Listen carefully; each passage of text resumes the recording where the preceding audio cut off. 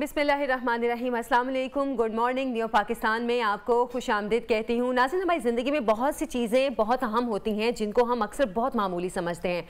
मतलब अगर हम देखें हमारे आसपास हमारे से मुंसलिक जो लोग हैं, हमारे घर वाले हैं या हमारे दोस्त हैं या हमारे पड़ोसी हैं, उनका ख्याल रखना, ये चीज़ें छोटी छोटी सी बातें हैं जो कि बहुत अहम होती हैं। और हम अक्सर अपनी ज़िंदगी की दौड़ में या अपनी रोज़मर्रा की रूटीन हमारी इतनी मसरूफ़ हो गई है कि हम लोगों को अक्सर ये ख्याल या एहसास भी नहीं होता कि हमसे जो मुंसलिक लोग हैं उनका हमें किसी छोटी बात पे या उनकी छोटी छोटी चीज़ों का ख्याल रखना कितना ज़रूरी है। लेकिन ये छोटा छोटा सा जो ख्याल रखना या छोटी छोटी चीज़ों पे ख्याल रखना, असल में ये बहुत बड़ी बात है, क्योंकि ये एहसास है। अगर हम अपने आसपास के लोगों का एहसास नहीं करेंगे तो शायद कहीं ना कहीं उनके दिल से हमारे लिए जो एहसास, वो मैं एहसास की बात कर रही हूँ ना, कि अगर हम नहीं करेंगे तो उनके दिल से भी ख़त्म हो जाएगा। तो अपने आसपास के लोगों का ख्याल रखें, उनका एहसास करें, क्योंकि ये जो मोहब्बत है ये ताल्लुक़ बनाती है, ये रिश्ते बनाती है, ये आपको जोड़ के रखती है। और ये आपस में जुड़े रहना ही सबसे ज़रूरी है, क्योंकि ये तो बहुत आसान हो गया, आप अपनी ज़िंदगी में मसरूफ़ हो जाएं, आप अपने लाइफस्टाइल की वजह से लोगों से मिलना छोड़ दें, उनसे बात करना छोड़ दें, लेकिन ये जोड़ के रखने वाली जो चीज़ है ये सबसे ज़्यादा अहम है। अच्छा, आज के टॉपिक के हवाले से अगर मैं बात करूं तो आज बहुत ख़ास टॉपिक है प्रोग्राम में। आज हम प्रोग्राम में बात ये भी करेंगे कि जनाब ये जो मौसमी नज़ला ज़ुकाम है इससे बचा कैसे जा सकता है, और ख़ास तौर पर कोरोना और मौसमी नज़ला ज़ुकाम में फ़र्क क्या है, इस हवाले से भी हम बात करेंगे। इसके अलावा उस्मान मिर्ज़ा केस में अचानक नया मोड़ आ गया है और वो अनएक्सपेक्टेड है बिल्कुल। मतलब हम सोच नहीं रहे थे कि इस केस में ऐसा कुछ हो जाएगा। वो मोड़ क्या आया है, इस हवाले से भी मैं आपको प्रोग्राम में आगे चल के बताऊंगी। और जिगर की पेवंदकारी में PKLI ने एक बहुत अहम संग मील अबूर किया है। एक बहुत उस हवाले से अहम खबर है जो कि सामने आई है जिगर की पेवंदकारी के हवाले से। मेरा ख्याल है ये मैं आगे चल के ही बता दूं, मैं इसकी डिटेल बताने लगी थी, लेकिन मुझे ख्याल आया कि पहले मैं टॉपिक्स के हवाले से बात कर रही थी, फिर आगे चल के मैं इसके बारे में आपको बताती हूँ। और जॉब कैसे हासिल की जा सकती है, इस हवाले से एक ख़ास मेहमान हमारे प्रोग्राम में मौजूद होंगे, उनसे भी आपको मिलवाना है। और इसके साथ साथ सर्दी का मौसम है, मछली के पकवान आज हमारे किचन में भी बनेगा, और मछली के फ़ायदों के हवाले से न्यूट्रिशनिस्ट होंगी हमारे साथ, उनसे भी हम बात करेंगे। अच्छा, मैं जैसे कि बात करने लगी थी स्टार्ट में ही, लेकिन फिर मैंने कहा आगे मैंने चल के इस बारे में बात करनी है, तो तभी मैं आपको डिटेल भी बताऊंगी। मैं बात कर रही थी कि PKLI के हवाले से कि जिगर की पेवंदकारी के मामले पर एक अहम जो खबर है वो सामने आई है। अगर हम देखें पाकिस्तान में, तो पाकिस्तान में अगर कोई शख्स इंतकाल कर जाता है तो उसके जो आज़ा हैं वो डोनेशन करने का जो एक सिलसिला है वो बहुत कम है। हम पाकिस्तान में डोनर्स बहुत कम देखते हैं। हम अक्सर ये सुनते हैं कि अच्छा जी फ़लाने से उसकी कोई बॉडी के आज़ा ख़रीद लिए गए, लेकिन जो डोनेशन करने वाला एक मामला है वो पाकिस्तान में बहुत कम है। अच्छा, इस सिलसिले में पाकिस्तान में हर साल 1.5 लाख अफराद जो हैं वो आज़ा के नाकारा होने से इंतकाल कर जाते हैं, और उनमें गुर्दे नाकारा होने के 40,000, जबकि जिगर के 70,000 और दिल के 15,000 मरीज़ होते हैं। मैं वही बात कह रही हूँ कि हमारे यहाँ पे डोनेशन का जो रवाज है वो बहुत कम है। हम लोग कहीं ना कहीं उसको किसी ना किसी चीज़ से एसोसिएट कर लेते हैं कि नहीं, अगर हमने मतलब जिगर के जो आज़ा हैं उनको डोनेट किया तो ये मसला हो जाएगा, वो मसला हो जाएगा, या कहीं ना कहीं हम शायद इसको गुनाह सवाब से भी एसोसिएट कर लेते हैं। तो अभी जो आपसे मैं खबर शेयर करने जा रही हूँ कि पाकिस्तान में पहली बार बैरून मुल्क इंतकाल करने वाले एक पाकिस्तानी शहरी हैं, उन्होंने अपने जो बॉडी पार्ट्स थे, जो मतलब गालिबन उनके गुर्दे और जिगर, उनको उन्होंने पाकिस्तान डोनेट किया। और स्पेशल तैयारा जो था, ख़ास तैयारे के ज़रिए वो जाके जो आज़ाद हैं उनके लाए गए, और जो 2 लोगों को लगाए गए वो माशाल्लाह बिल्कुल सेहतमंद हैं, तंदुरुस्त हैं। इस हवाले से हम बात भी करेंगे। सरबरा PKLI डॉक्टर फैसल सऊद साहब हमारे साथ मौजूद हैं। अस्सलाम वालेकुम डॉक्टर साहब, प्रोग्राम में आपको खुश आमदीद कहती हूँ। वालेकुम सलाम, thank you very much for your kind invitation. अच्छा सर, मुझे ये बताइए कि इससे पहले भी जिगर के ट्रांसप्लांट काफ़ी हो चुके हैं, लेकिन इस केस में ख़ास बात क्या है?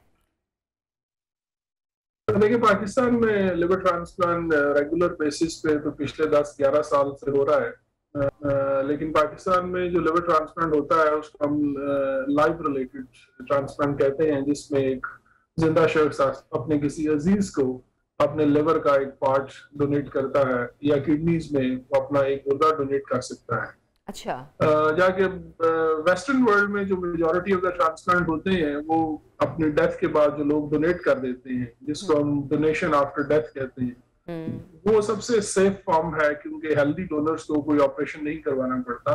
तो पाकिस्तान में, जैसा कि आपने अपने इंट्रो में भी कहा, कि ऑर्गन डोनेशन आफ्टर डेथ का कल्चर नहीं है।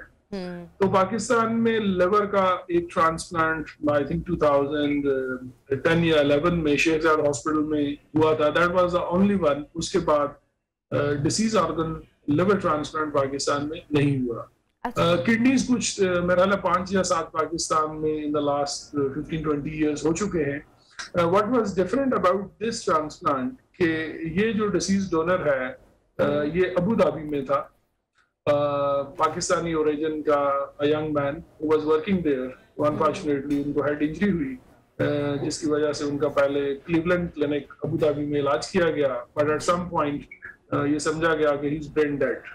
तो अबू धाबी में अभी डोनेशन आफ्टर डेथ पे उनकी जो ऑर्गन ट्रांसप्लांट अथॉरिटी है, they have done a quite good work. वहाँ पे अब रेगुलर बेसिस के ऊपर इस तरह की डोनेशन आफ्टर डेथ होती है और उसके ट्रांसप्लांट भी होते हैं। तो हम पिछले कुछ अरसे से यूएई की जो ऑर्गन ट्रांसप्लांट कमेटी है उसके साथ इन कन्वर्सेशन थे। We are trying to develop a collaboration कि हम मिलके कुछ रीजनल लेवल पे काम करें। अच्छा। तो उस सिलसिले में ये जब ये पोटेंशियल डोनर वहां पे आया तो उनकी ऑर्गन अथॉरिटी ने उनकी फैमिली को कन्विंस किया कि they should donate their organs, और फैमिली जो है they were very kind and generous कि उन्होंने अपने बच्चे के ऑर्गन्स देने का इरादा किया। तो उस वक्त अबू धाबी में जब उन्होंने अपनी वेटिंग लिस्ट देखी तो उनके पास सिर्फ सूटेबल एक किडनी रेसिपिएंट था। तो एक गुर्दा तो उन्होंने यही सोचा कि हम वहीं पे इस्तेमाल करते हैं। तो फिर उन्होंने, चूंकि हमारा कुछ कोलैबोरेशन ऑलरेडी डेवलप हो चुका था, तो दे कॉल्ड अस कि जिस तरह हमारे पास ये पोटेंशियल डोनर है और उसका एक लिवर और किडनी जो है, अगर आपके पास कोई ऐसे रेसिपिएंट्स हैं तो उनको आप इस्तेमाल कर सकते हैं। तो हमने अपनी वेटिंग लिस्ट को देखा, उसमें हमारे पास पोटेंशियल रेसिपिएंट थे। तो हमने वो ऑर्गन पहले ऑन पेपर एक्सेप्ट किया। फिर जाहिर है this was going to happen first time in the history of Pakistan कि ये क्रॉस बॉर्डर ऑर्गन शेयरिंग होगी। तो इसमें there was a lot of logistics involved. तो उसमें हमारी गवर्नमेंट ऑफ पंजाब, स्पेशली हमारे minister of health Punjab professor Yasmeen Rashid और सेक्रेटरी हेल्थ साहब वाज वेरी कीन। उन्होंने बड़ा ताउन भी किया और पहली स्टेज के ऊपर एक दिन हमें उस डोनर के जो ब्लड सैंपल्स हैं वो पीआईए इंटरनेशनल की फ्लाइट के थ्रू यहाँ पे भेजे गए। तो उसमें पीआईए का अमला काफी उन्होंने साथ दिया और हमने पहले अपनी क्रॉस मैचिंग की और जो सूटेबल रेसिपिएंट थे वो अलाइन कर लिए। अगले दिन फिर मॉर्निंग के टाइम के ऊपर उस बच्चे का यूएई के क्लीवलैंड क्लिनिक में ऑपरेशन हुआ, उसके अज़ा को हार्वेस्ट किया गया और टाइम चूंकि शॉर्ट था तो किसी कमर्शियल फ्लाइट की बजाय यूएई की जो ऑर्गन ट्रांसप्लांट अथॉरिटी के 4 लोग हैं वो एक प्राइवेट जेट के जरिए एक लिवर और किडनी लेके लाहौर एयरपोर्ट पे उन्होंने लैंड किया, जहाँ पे मिनिस्टर ऑफ हेल्थ और सेक्रेटरी हेल्थ ने उनको रिसीव किया। अच्छा। तो वहां पे हमारी जो पीकेएलआई की टीम है वो लिवर और किडनी लेके एक एम्बुलेंस के थ्रू पीकेएलआई में ऑर्गन्स ले आए और यहाँ पे हमारी टीम्स रेसिपिएंट्स ऑलरेडी रेडी थे और उन्होंने एक ऑपरेशन थिएटर में एक पेशेंट का लिवर ट्रांसप्लांट किया और दूसरे ऑपरेशन थिएटर में एक पेशेंट का किडनी ट्रांसप्लांट किया। तो ये पूरा एक इवेंट जो है इट वाज यूनिक इन अ वे कि ये एक दूसरे मुल्क से फर्स्ट टाइम लिवर और किडनी दोनों ट्रांसपोर्ट हुए एक प्राइवेट जेट के थ्रू और फिर विद इन 12 आवर्स वो ट्रांसप्लांट भी हुए और अल्हम्दुलिल्लाह वो दोनों रेसिपिएंट सेहतयाब होकर हॉस्पिटल से डिस्चार्ज भी हो चुके हैं। अच्छा, मतलब डॉक्टर साहब इस सिलसिले में इंफॉर्मेशन के लिए मैं आपसे अपनी ही कहने इंफॉर्मेशन के लिए पूछ रही हूँ कि इसमें ब्लड सैंपल्स का भी मैच होना बहुत ज़रूरी है, ब्लड ग्रुप का मैच होना बहुत ज़रूरी है, जिसको अगर किसी दूसरे शख्स का किडनी या लिवर ट्रांसप्लांट हो रहा है। जी, ब्लड ग्रुप की मैचिंग जो है that is the first and the basic thing.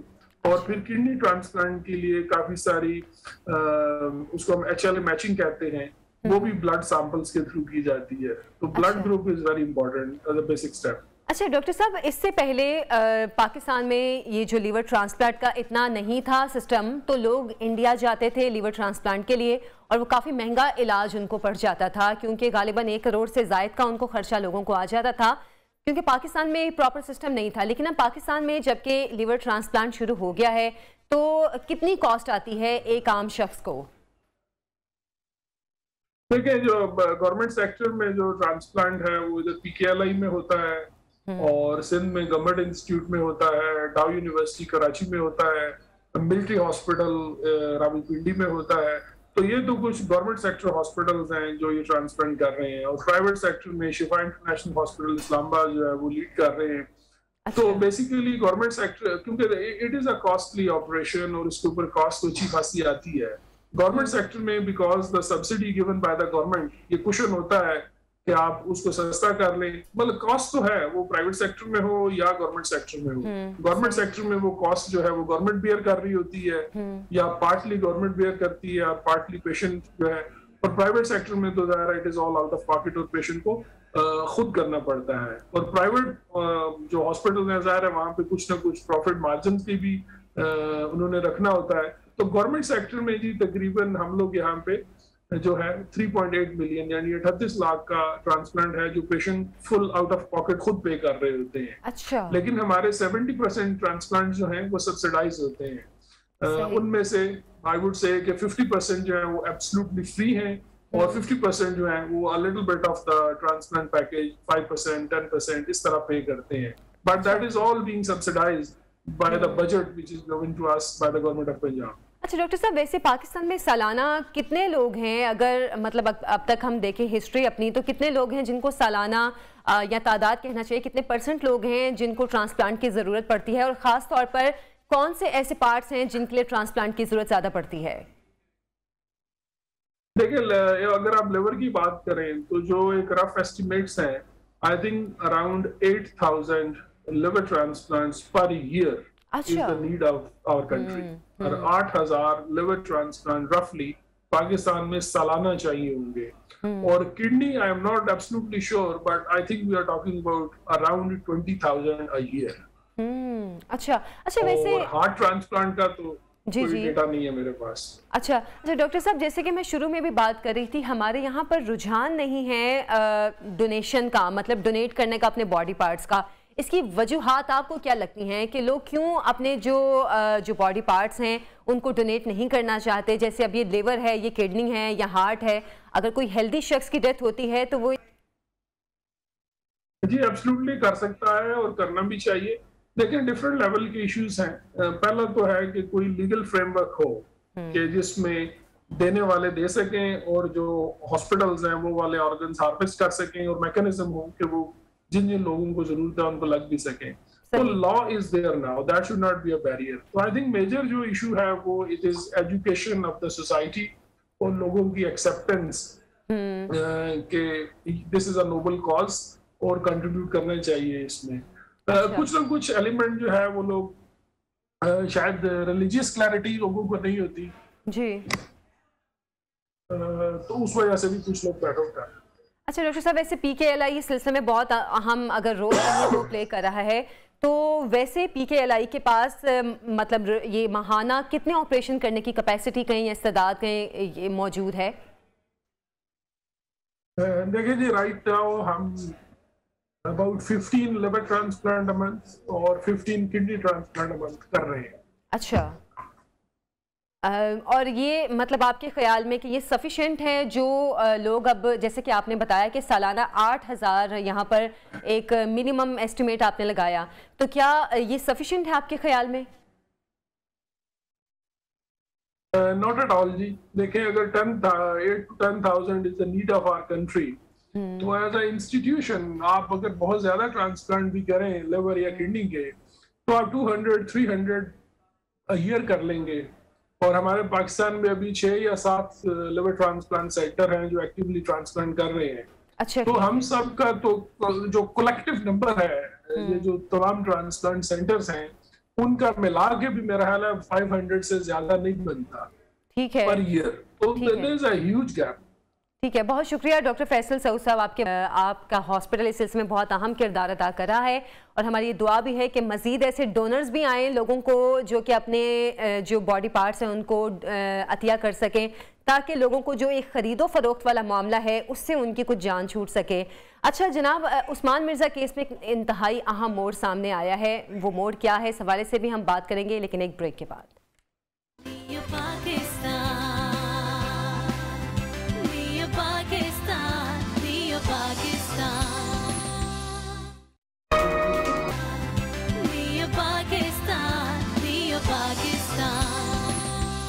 Welcome back. Programme में आपको खुशामदीद कहती हूँ। ब्रेक से पहले मैंने लिंक दिया था आपको और उसी हवाले से अब हम बात करने लगे हैं। नाज़रीन, पाकिस्तान में जाहिर सी बात है जुराइम भी होते हैं और अब तो खैर इतने जुराइम होते हैं कि उनकी क्या ही हम तादाद गिने, लेकिन पुलिस मुल्जिमान को गिरफ्तार भी करती है, फिर केस भी चलता है, केस अदालत में भी जाता है, लेकिन अक्सर ऐसा ये देखने में आता है कि जो मुद्दई पार्टी है वो अपना केस वापस ले लेती है या मुल्जिमान को शनाख्त करने से बिल्कुल इनकार कर देती है कि नहीं, हम तो इनको पहचानते नहीं हैं, इनको जानते नहीं हैं, पुलिस ने ज़बरदस्ती हम पर दबाव डाला, ये केस बनाया, या किसी फलाने या किसी और ने ये केस हम पे ज़बरदस्ती हमें बीच में शामिल करके ये केस बनाने की कोशिश की। तो जनाब, उस्मान मिर्ज़ा केस के हवाले से यकीनन आप सब जानते हैं, काफ़ी ये हमारी न्यूज़ मीडिया पर काफ़ी ये केस चला भी था और इसकी खबरें भी काफ़ी आती रही थी। अदालत ने भी इस पर आज खुद नोटिस लिया और ये केस काफ़ी लंबा भी चला है। अभी तो गालिबन मेरा ख्याल है कुछ 4-5 महीने से ज़्यादा का टाइम हो गया है इस केस को। तो इस केस के हवाले से अब जो खबर सामने आई है कि जो मुतासिरा लड़का और लड़की हैं उन्होंने केस वापस ले लिया है और इस सिलसिले में उन्होंने जो बयान जमा करवाया है, स्टाम्प पेपर अदालत में जमा कराया है, उसके मुताबिक उन्होंने कहा है कि हम बयान हल्फी किसी के दबाव में आकर हमने नहीं दिया, मैंने किसी भी मुल्जिम को ना शनाख्त किया, ना ही किसी पेपर पर दस्तखत किए। ये लड़की का कहना है कि पुलिस वाले मुख्तलिफ औकात में सादा कागजों पर मुझसे दस्तखत और अंगूठे लगवाते रहे, मैं किसी भी मुल्जिम को नहीं जानती, ना किसी केस की पैरवी करना चाहती हूँ। अच्छा, अब इस केस के हवाले से जो हमारे साथ मौजूद हैं मुद्दई पार्टी के वकील हमारे साथ हैं हसन जावेद साहब, एडवोकेट हाई कोर्ट हैं, उनसे हम बात करेंगे। हसन साहब, ये उस्मान मिर्ज़ा का केस मीडिया की काफ़ी ज़्यादा इसमें शोहरत समेटी थी और काफ़ी ज़्यादा नज़रों में भी आया, बल्कि हाई लेवल पर हाई अथॉरिटी ने इस केस पे आज खुद नोटिस भी लिया था।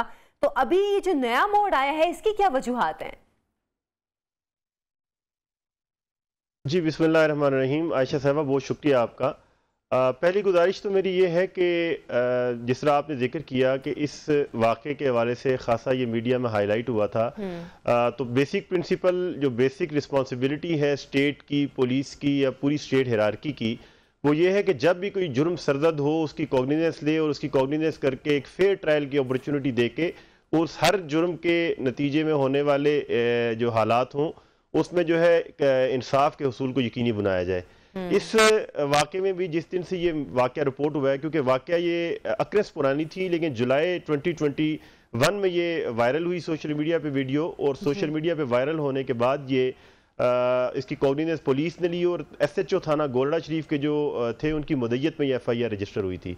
उसके बाद से इसका ट्रायल चल रहा था और मुख्तलिफ स्टेजेस से गुजरता हुआ ये ट्रायल और प्रोसिक्यूशन के मुख्तलिफ गवाहान के बाद ये कल फिक्स था for the evidence of victims.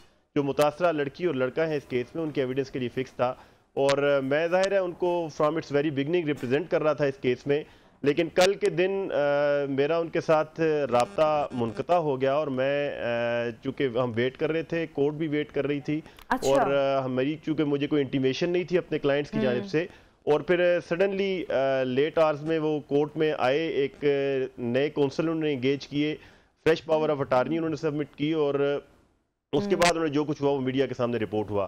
तो कल से पहले तक मैं उनको रिप्रेजेंट कर रहा था कोर्ट में अपने क्लाइंट्स को, और कल जो है वो एक नए काउंसिल के साथ वो पेश हुए और उन्होंने जो फिर सारा वाकया जिस तरह रिपोर्ट हुआ मीडिया में भी और कोर्ट में जो कुछ कार्रवाई हुई आपके सामने है। जी अच्छा, इससे पहले इस केस में जो मुतासिरा लड़का लड़की थे उन दोनों की जानिब से मुकदमा दर्ज करवाया गया, बल्कि हमने बाद में देखा कि मजीद भी मुतासरीन थे वो सामने आए थे। तो आपको क्या लगता है कि इस तरह के केस में जिसमें एक ये प्रेशर था, बहुत बड़ा ये प्रेशर था मुतासरीन पर, क्या ऐसा लगता है कि किसी प्रेशर की वजह से उन्होंने अपना केस वापस ले लिया हो? देखिए, मैं पहले तो ये चीज़ करेक्ट कर दूं कि उनकी अभी स्टेटमेंट रिकॉर्ड हुई है, कल उन्होंने जो मीडिया के अंदर आई है, जो बयान हल्फी उन्होंने कल पेश होके अपने नए काउंसिल के साथ इंगेज किया है और उस पर फिर प्रोसिक्यूटर जो है इस केस के हसन अब्बास, उन्होंने उनके ऊपर क्रॉस एग्जामिनेशन भी स्टार्ट कर दी है और नेक्स्ट डेट पर दोबारा जज साहब ने तलब किया और ये प्रोसेस अभी चलेगा उसमें। लिहाजा केस अभी ख़त्म तो नहीं हुआ, लेकिन ये कि विक्टिम्स की जो एविडेंस है वो चूँकि एक वाइटल पीस ऑफ एविडेंस होता है, ट्रायल का एक बहुत मेजर पार्ट होता है, तो लिहाजा ये प्रोसेस अभी स्टार्ट हुआ है और कल चलेगा। बाकी ज़ाहिर है मैंने उनको रिप्रेजेंट किया है इस केस में कल से पहले तक, और फ्रॉम इट्स वेरी बिगनिंग मैं उनको रिप्रेजेंट करता रहा हूँ up to the high court जो है from the court of magistrate. तो ज़ाहिर इसके बारे में बहुत ज़्यादा कमेंट करने की मैं पोजीशन में नहीं हूँ, लिहाजा मेरे नॉलेज में कोई नहीं है कि कल की जो हसन साहब ये बता दें कि ऐसे किसी भी केस में जिसमें मुद्दई पार्टी किसी भी वजह से कॉम्प्रोमाइज करने पर मजबूर हो जाए, इसमें रियासत का क्या रोल होता है? देखिए, लीगली स्पीकिंग तो अगर हम बात करें तो वैसे तो ये एफआईआर जो है वो विक्टिम्स की मुद्दत में दर्ज नहीं हुई। इसमें कंप्लेनेंट जो है वो पुलिस है इटसेल्फ। जो एसएचओ हैं थाना गोलड़ा के, वो इसके कंप्लेनेंट हैं। अच्छा। और उनकी ही कंप्लेंट पे ये एफआईआर लॉन्च हुई थी और उसके बाद कॉग्निजेंस लेके इसका ट्रायल स्टार्ट हुआ था। तो दो के जो विक्टिम्स का जो आप कह लीजिए कि स्टेटमेंट्स हैं वो बड़ा उनका वाइटल रोल होता है इस सारे एविडेंस के पार्ट के अंदर। लेकिन इवन देन ज़ाहिर है सफ़ा उसमें रिकॉर्ड के ऊपर कोर्ट के सामने जो है वो बाकी, चूंकि अभी तक प्रोसिक्यूशन के तकरीबन कोई ऑलमोस्ट 14 गवाहान जो है वो हो चुके हैं, जिसमें एफआईए के गवाहान भी हैं जिन्होंने फॉरेंसिक रिपोर्ट्स प्रिपेयर की, वो गवाहान भी हैं जो डिजिटल फॉरेंसिक के एविडेंस के हवाले से भी हैं, पुलिस एहलकारान भी हैं, कंप्लेनेंट भी हैं इस एफआईआर के। तो वो एविडेंसेस भी आ चुकी हैं और कल एक जो नई सिचुएशन अराइज हुई है उसके बाद फॉर श्योर कोर्ट इस चीज़ को, ज़ाहिर है कोर्ट ने एज ए होल पूरी एविडेंस को देखना है और पूरे केस को, चूंकि डे फर्स्ट से जो हमारे अतार रवानी साहब है डिजिटल डिस्ट्रिक्ट एंड सेशन जज, जो जेंडर बेस्ड वायलेंस की कोर्ट को हेड करते हैं इस्लामाबाद में, वो इसको चूंकि डे फर्स्ट से इस ट्रायल को देख रहे हैं, तो वो ओवरऑल ज़ाहिर है जो इस नई सिचुएशन के बाद, और उस पर भी क्रॉस चूंकि अभी चल रही है प्रोसिक्यूटर की विक्टिम्स के ऊपर, तो वो उस पर आपको इसके बाद इंशाल्लाह फैसला करेंगे, इसको देख के वो। अच्छा, वैसे हसन साहब, इस तरह का कोई भी केस, क्योंकि जाहिर सी बात है ये एक लड़का लड़की का केस नहीं था, इसमें और भी बहुत से लोग थे जो कि मुतासरीन थे और उनकी जानिब से भी बाद में हमने सुना कि मुकदमा दर्ज करवाए गए। ये एक सोशल इशू है असल में, तो क्या ऐसे किसी केस में क्या रियासत मुद्दई नहीं बन सकती?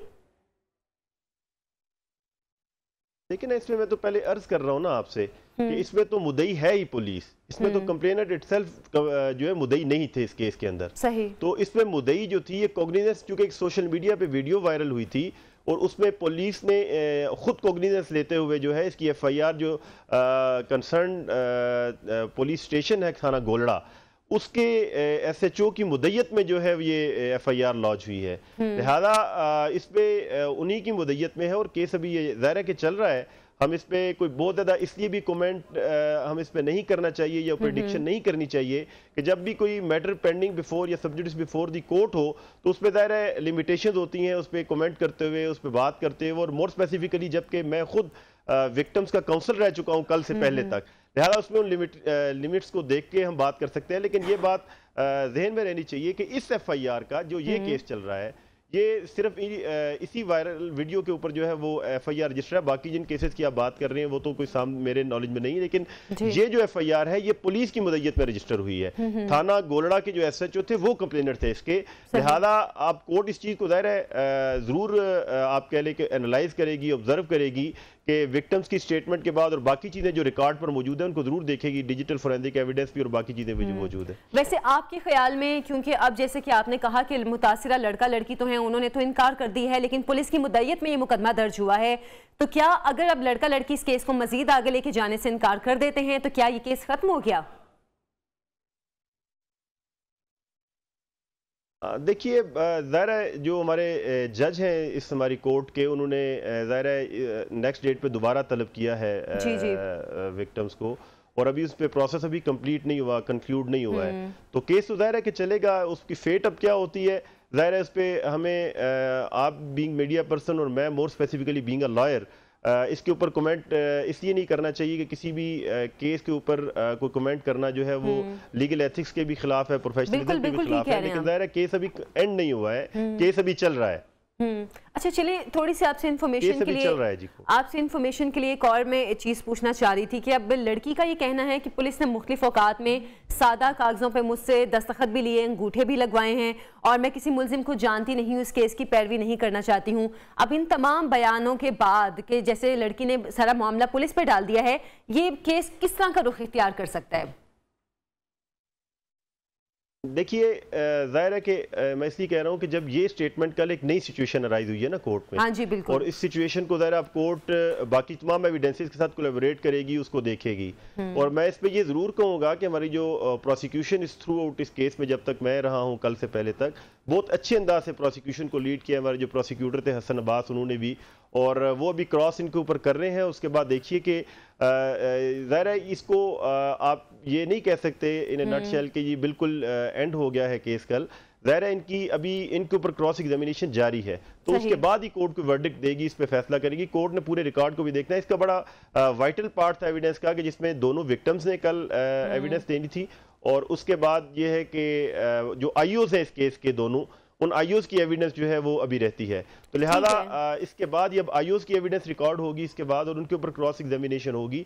जो तफ्तीशी अफसरान थे इस केस के, उनकी भी ज़ाहिर है कि एविडेंस बड़ी अहमियत की हामिल है सारे प्रोसेस में। तो इसके बाद इंशाल्लाह कोर्ट को इस पर लिहाजा, चूँकि हम इस पर बहुत ज़्यादा कमेंट तो नहीं कर सकते, लेकिन ये केस अभी चल रहा है, ख़त्म नहीं हुआ है जी। चलिए बहरहाल हम भी देखेंगे कि अब मजीद ये केस किस तरफ जाता है। हसन जावेद साहब, बहुत शुक्रिया, आपके वक्त था। और जैसे कि मैं बात कर रही थी कि ये जो वीडियोज़ अब सामने आई थी, अगर इनको हौलनाक कहा जाए तो गलत नहीं होगा, और अवाम की बहुत तवक्कुआत हैं कि ये मामला किसी तरफ पहुंचना चाहिए। जो मुजरिमान हैं उनको सज़ा लाजमी मिलनी चाहिए, और अगर खुदा न खास्ता ये केस ख़त्म ऐसे ही हो जाता है तो यकीनन लोगों को भी इससे काफ़ी मायूसी का सामना करना पड़ेगा। एक छोटी सी ब्रेक से हम वापस आएंगे, आप हमारे साथ रहिए।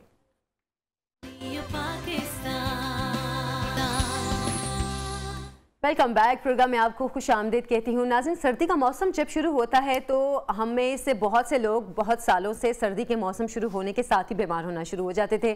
मतलब फ्लू, बुखार या खांसी, ये तो बहुत मामूली चीज़ें लगती थी कि अच्छा अब सर्दी का मौसम आया है तो ये चीज़ें तो लाजमी होंगी। लेकिन जब से ये कोरोना आया है या कोविड-19 कहें, जब से स्टार्ट हुआ है उसके बाद से बल्कि अब तो मुख्तलिफ किस्में भी उसकी आ गई हैं, मुख्तलिफ शक्लें भी आ गई हैं। अब तो ओमिक्रॉन भी आ गया है, इससे पहले डेल्टा वायरस आया था। तो अगर तो सर्दी का मौसम जैसे ही आता है और अगर आप थोड़े से भी बीमार हो जाते हैं तो साथ ही आपको डर लगना शुरू हो जाता है कि कहीं हमें कोरोना ना हो गया हो, या अब जैसे कि ओमिक्रॉन है तो कहीं ओमिक्रॉन ना हो गया हो, खुदा न खास्ता। मतलब ये एक डिमराज़े सीना है। एंड फोकल पर्सन है कोविड, डॉक्टर इरफान मलिक साहब हमारे स्टूडियोज़ में मौजूद हैं। अस्सलाम वालेकुम, आपको खुश आमदीद कहते हैं डॉक्टर साहब। Thank you so much. सबसे पहले आपसे मेरा सवाल भी यही है कि पहले के नज़ला, ज़ुकाम, बुखार, यानी कि अगर हम फ्लू की जो अलामात होती थी उसमें और अब की जो फ्लू की अलामात है उनमें डिफरेंस क्या है? देखिए, फ्लू की अलामत में तो हम डिफरेंस नहीं करेंगे, लेकिन उसको हम डिफ्रेंशिएट करेंगे कोविड से। अलामत तो उसमें वही रहेंगी। फ्लू की तो अलामत जो होती हैं वो यूजुअली सडन इन ऑनसेट है कि आप रात को सोए हैं, सुबह आपको ज़ुकाम हो गया। और दूसरी तरफ अगर आप कोविड से कंपेयर करें, वो ग्रेजुअल इन ऑनसेट होता है कि पहले आपको थोड़ा बहुत फटीग होती है, फिर बुखार होता है, फिर फ्लू लाइक सिम्टम स्टार्ट होती है। दूसरा ये होता है कि इसके साथ यूजुअली हेडेक कम लोगों में देखा जाता है। सही। इसके साथ लॉस ऑफ स्मेल और टेस्ट ना होने के बराबर होता है। सही। इसके साथ सांस का फूलना, सांस का चलना एक नॉर्मल अलामत नहीं कंसीडर की जाती। बुखार होता है, शॉर्ट लिव्ड होता है, 1 से 5 दिन, मैक्सिमम 7 दिन के बाद ऑटोमेटिकली ख़त्म हो जाता है। दूसरी तरफ अगर हम कोविड को देखें, वो आपको पहले बताएगा हल्का सा आपको अनइजीनेस फील होगी, फिर आपको हेडेक शुरू हो जाता है, फिर आपको रनिंग नोज शुरू हो जाता है, फिर आपको ड्राई कफ है, और ये जो स्पेसिफिकली अगर ओमिक्रॉन की बात करें तो स्क्रैची थ्रोट है, गले में बहुत ज़्यादा इचिंग स्टार्ट हो जाती है। इसका बड़ा इंपॉर्टेंट फीचर है। फिर कफ हो सकती है, खांसी हो सकती है, फिर सांस का फूलना हो सकता है, लॉस ऑफ स्मेल और टेस्ट हो सकती है। और बड़ी कॉमन जो सिम्टम्स इसमें देखी गई हैं कोविड में, वो जनरलाइज बॉडी एक फटीग देखी गई है, वो बहुत कॉमन है। अच्छा डॉक्टर साहब, ये अभी जैसे कि आप स्मेल और टेस्ट के हवाले से बात कर रहे थे कि मतलब कोरोना में ये अलामात तो बहुत कॉमन है, बल्कि मैं खुद भी, मुझे लगता है कि मैं इसका शिकार हुई थी। मुझे 1 दिन का ही बुखार हुआ था, लेकिन उसके बाद मेरी 15 दिन के लिए जो थी वो जो स्मेल और टेस्ट था वो चला गया था। तो बिल्कुल आपका ठीक मेरा ख्याल है कि मेरा शायद इम्यून सिस्टम स्ट्रांग था कि मैंने फ़ौरन उसको रिकवर कर लिया। लेकिन हम जब पहले देखते थे कि फ्लू या नज़ला ज़ुकाम लोगों को होता था तब ये मसला नहीं होता था इतना। अब क्या वायरस इस तरह का स्ट्रांग हो गया है कि आपकी इन चीज़ों को भी इफेक्ट करता है? नहीं, देखिए ये फ्लू वायरस की सिम्टम है नहीं है, ये ज़हन में रखें। हम इसको कोविड से रिलेट कर रहे हैं। हाँ, फ्लू में loss of smell and taste usually नहीं देखा गया। उन लोगों में जिनमें ये बार बार होता है उनमें ये अलामत जरूर हो सकती है, लेकिन this is not a feature of flu. अच्छा, फ्लू अब जो थोड़ा सा हमें तंग करता है उसमें एक फैक्टर हमारा स्मोक का बड़ा इंपॉर्टेंट है। बिल्कुल, क्योंकि हमें रिपीटेड एक्सपोजर होता है स्मोक का, इसकी वजह से उसका टाइम स्पैन बढ़ गया कि पहले आपको थोड़ा सा ठंड में होता था, आप 3-4 दिन में बेहतर हो जाते थे। अब आप दोबारा बाहर जाते हैं तो आपका एक्सपोजर होता है स्मोक से, फिर आपको फ्लू लाइक सिम्टम स्टार्ट हो जाती है।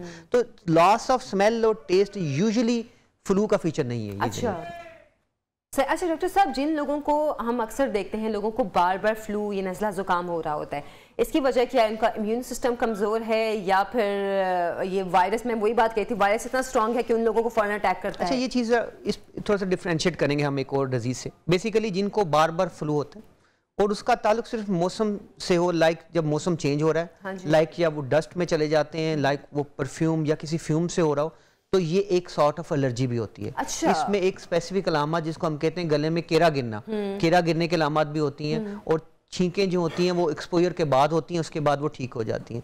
तो ये एक अलहदा सिम्टम्स हैं। जो फ्लू की हम बात कर रहे हैं वो यूजुअली कोल्ड में ज़्यादा होता है, कोल्ड में होता है और वो शॉर्ट टाइम के लिए होता है और वो दोबारा उसी कोल्ड वेव में आएगा। जो आप छींकों की या नज़ला ज़ुकाम की बात कर रहे हैं जो कि बार बार होता है, मौसम के बदलने से होता है, जो डस्ट से भी हो सकता है, जो फ्यूम से भी हो सकता है, वो एलर्जिक होती है, इसको एलर्जिक राइनाइटिस। ठीक है। अच्छा डॉक्टर साहब, अभी जबकि ये ओमिक्रॉन भी बहुत तेज़ी से फैल रहा है, बल्कि अब तो लाहौर में भी काफ़ी ज़्यादा मरीज सामने आए हैं, तो इससे एक तो बचा कैसे जाए और कैसे पता चले कि हमारे अंदर जो अलामात हैं वो ओमिक्रॉन की हैं? जी बहुत इंपॉर्टेंट है हमें ये समझना, बिकॉज ये वायरस जो हम ओमिक्रॉन देख रहे हैं, कोविड का वेरिएंट, इससे पहले हमने डेल्टा का नाम सुना था जी। ये उससे 3 गुना ज़्यादा ट्रांसमिटेबल है, यानी दूसरे शख्स में इसके चांसेस जो है वो 3 गुना ज़्यादा हैं। और इम्पॉर्टेंट पॉइंट ये है कि इसकी कुछ अलामत बड़ी क्लासिकल अभी तक देखी गई हैं।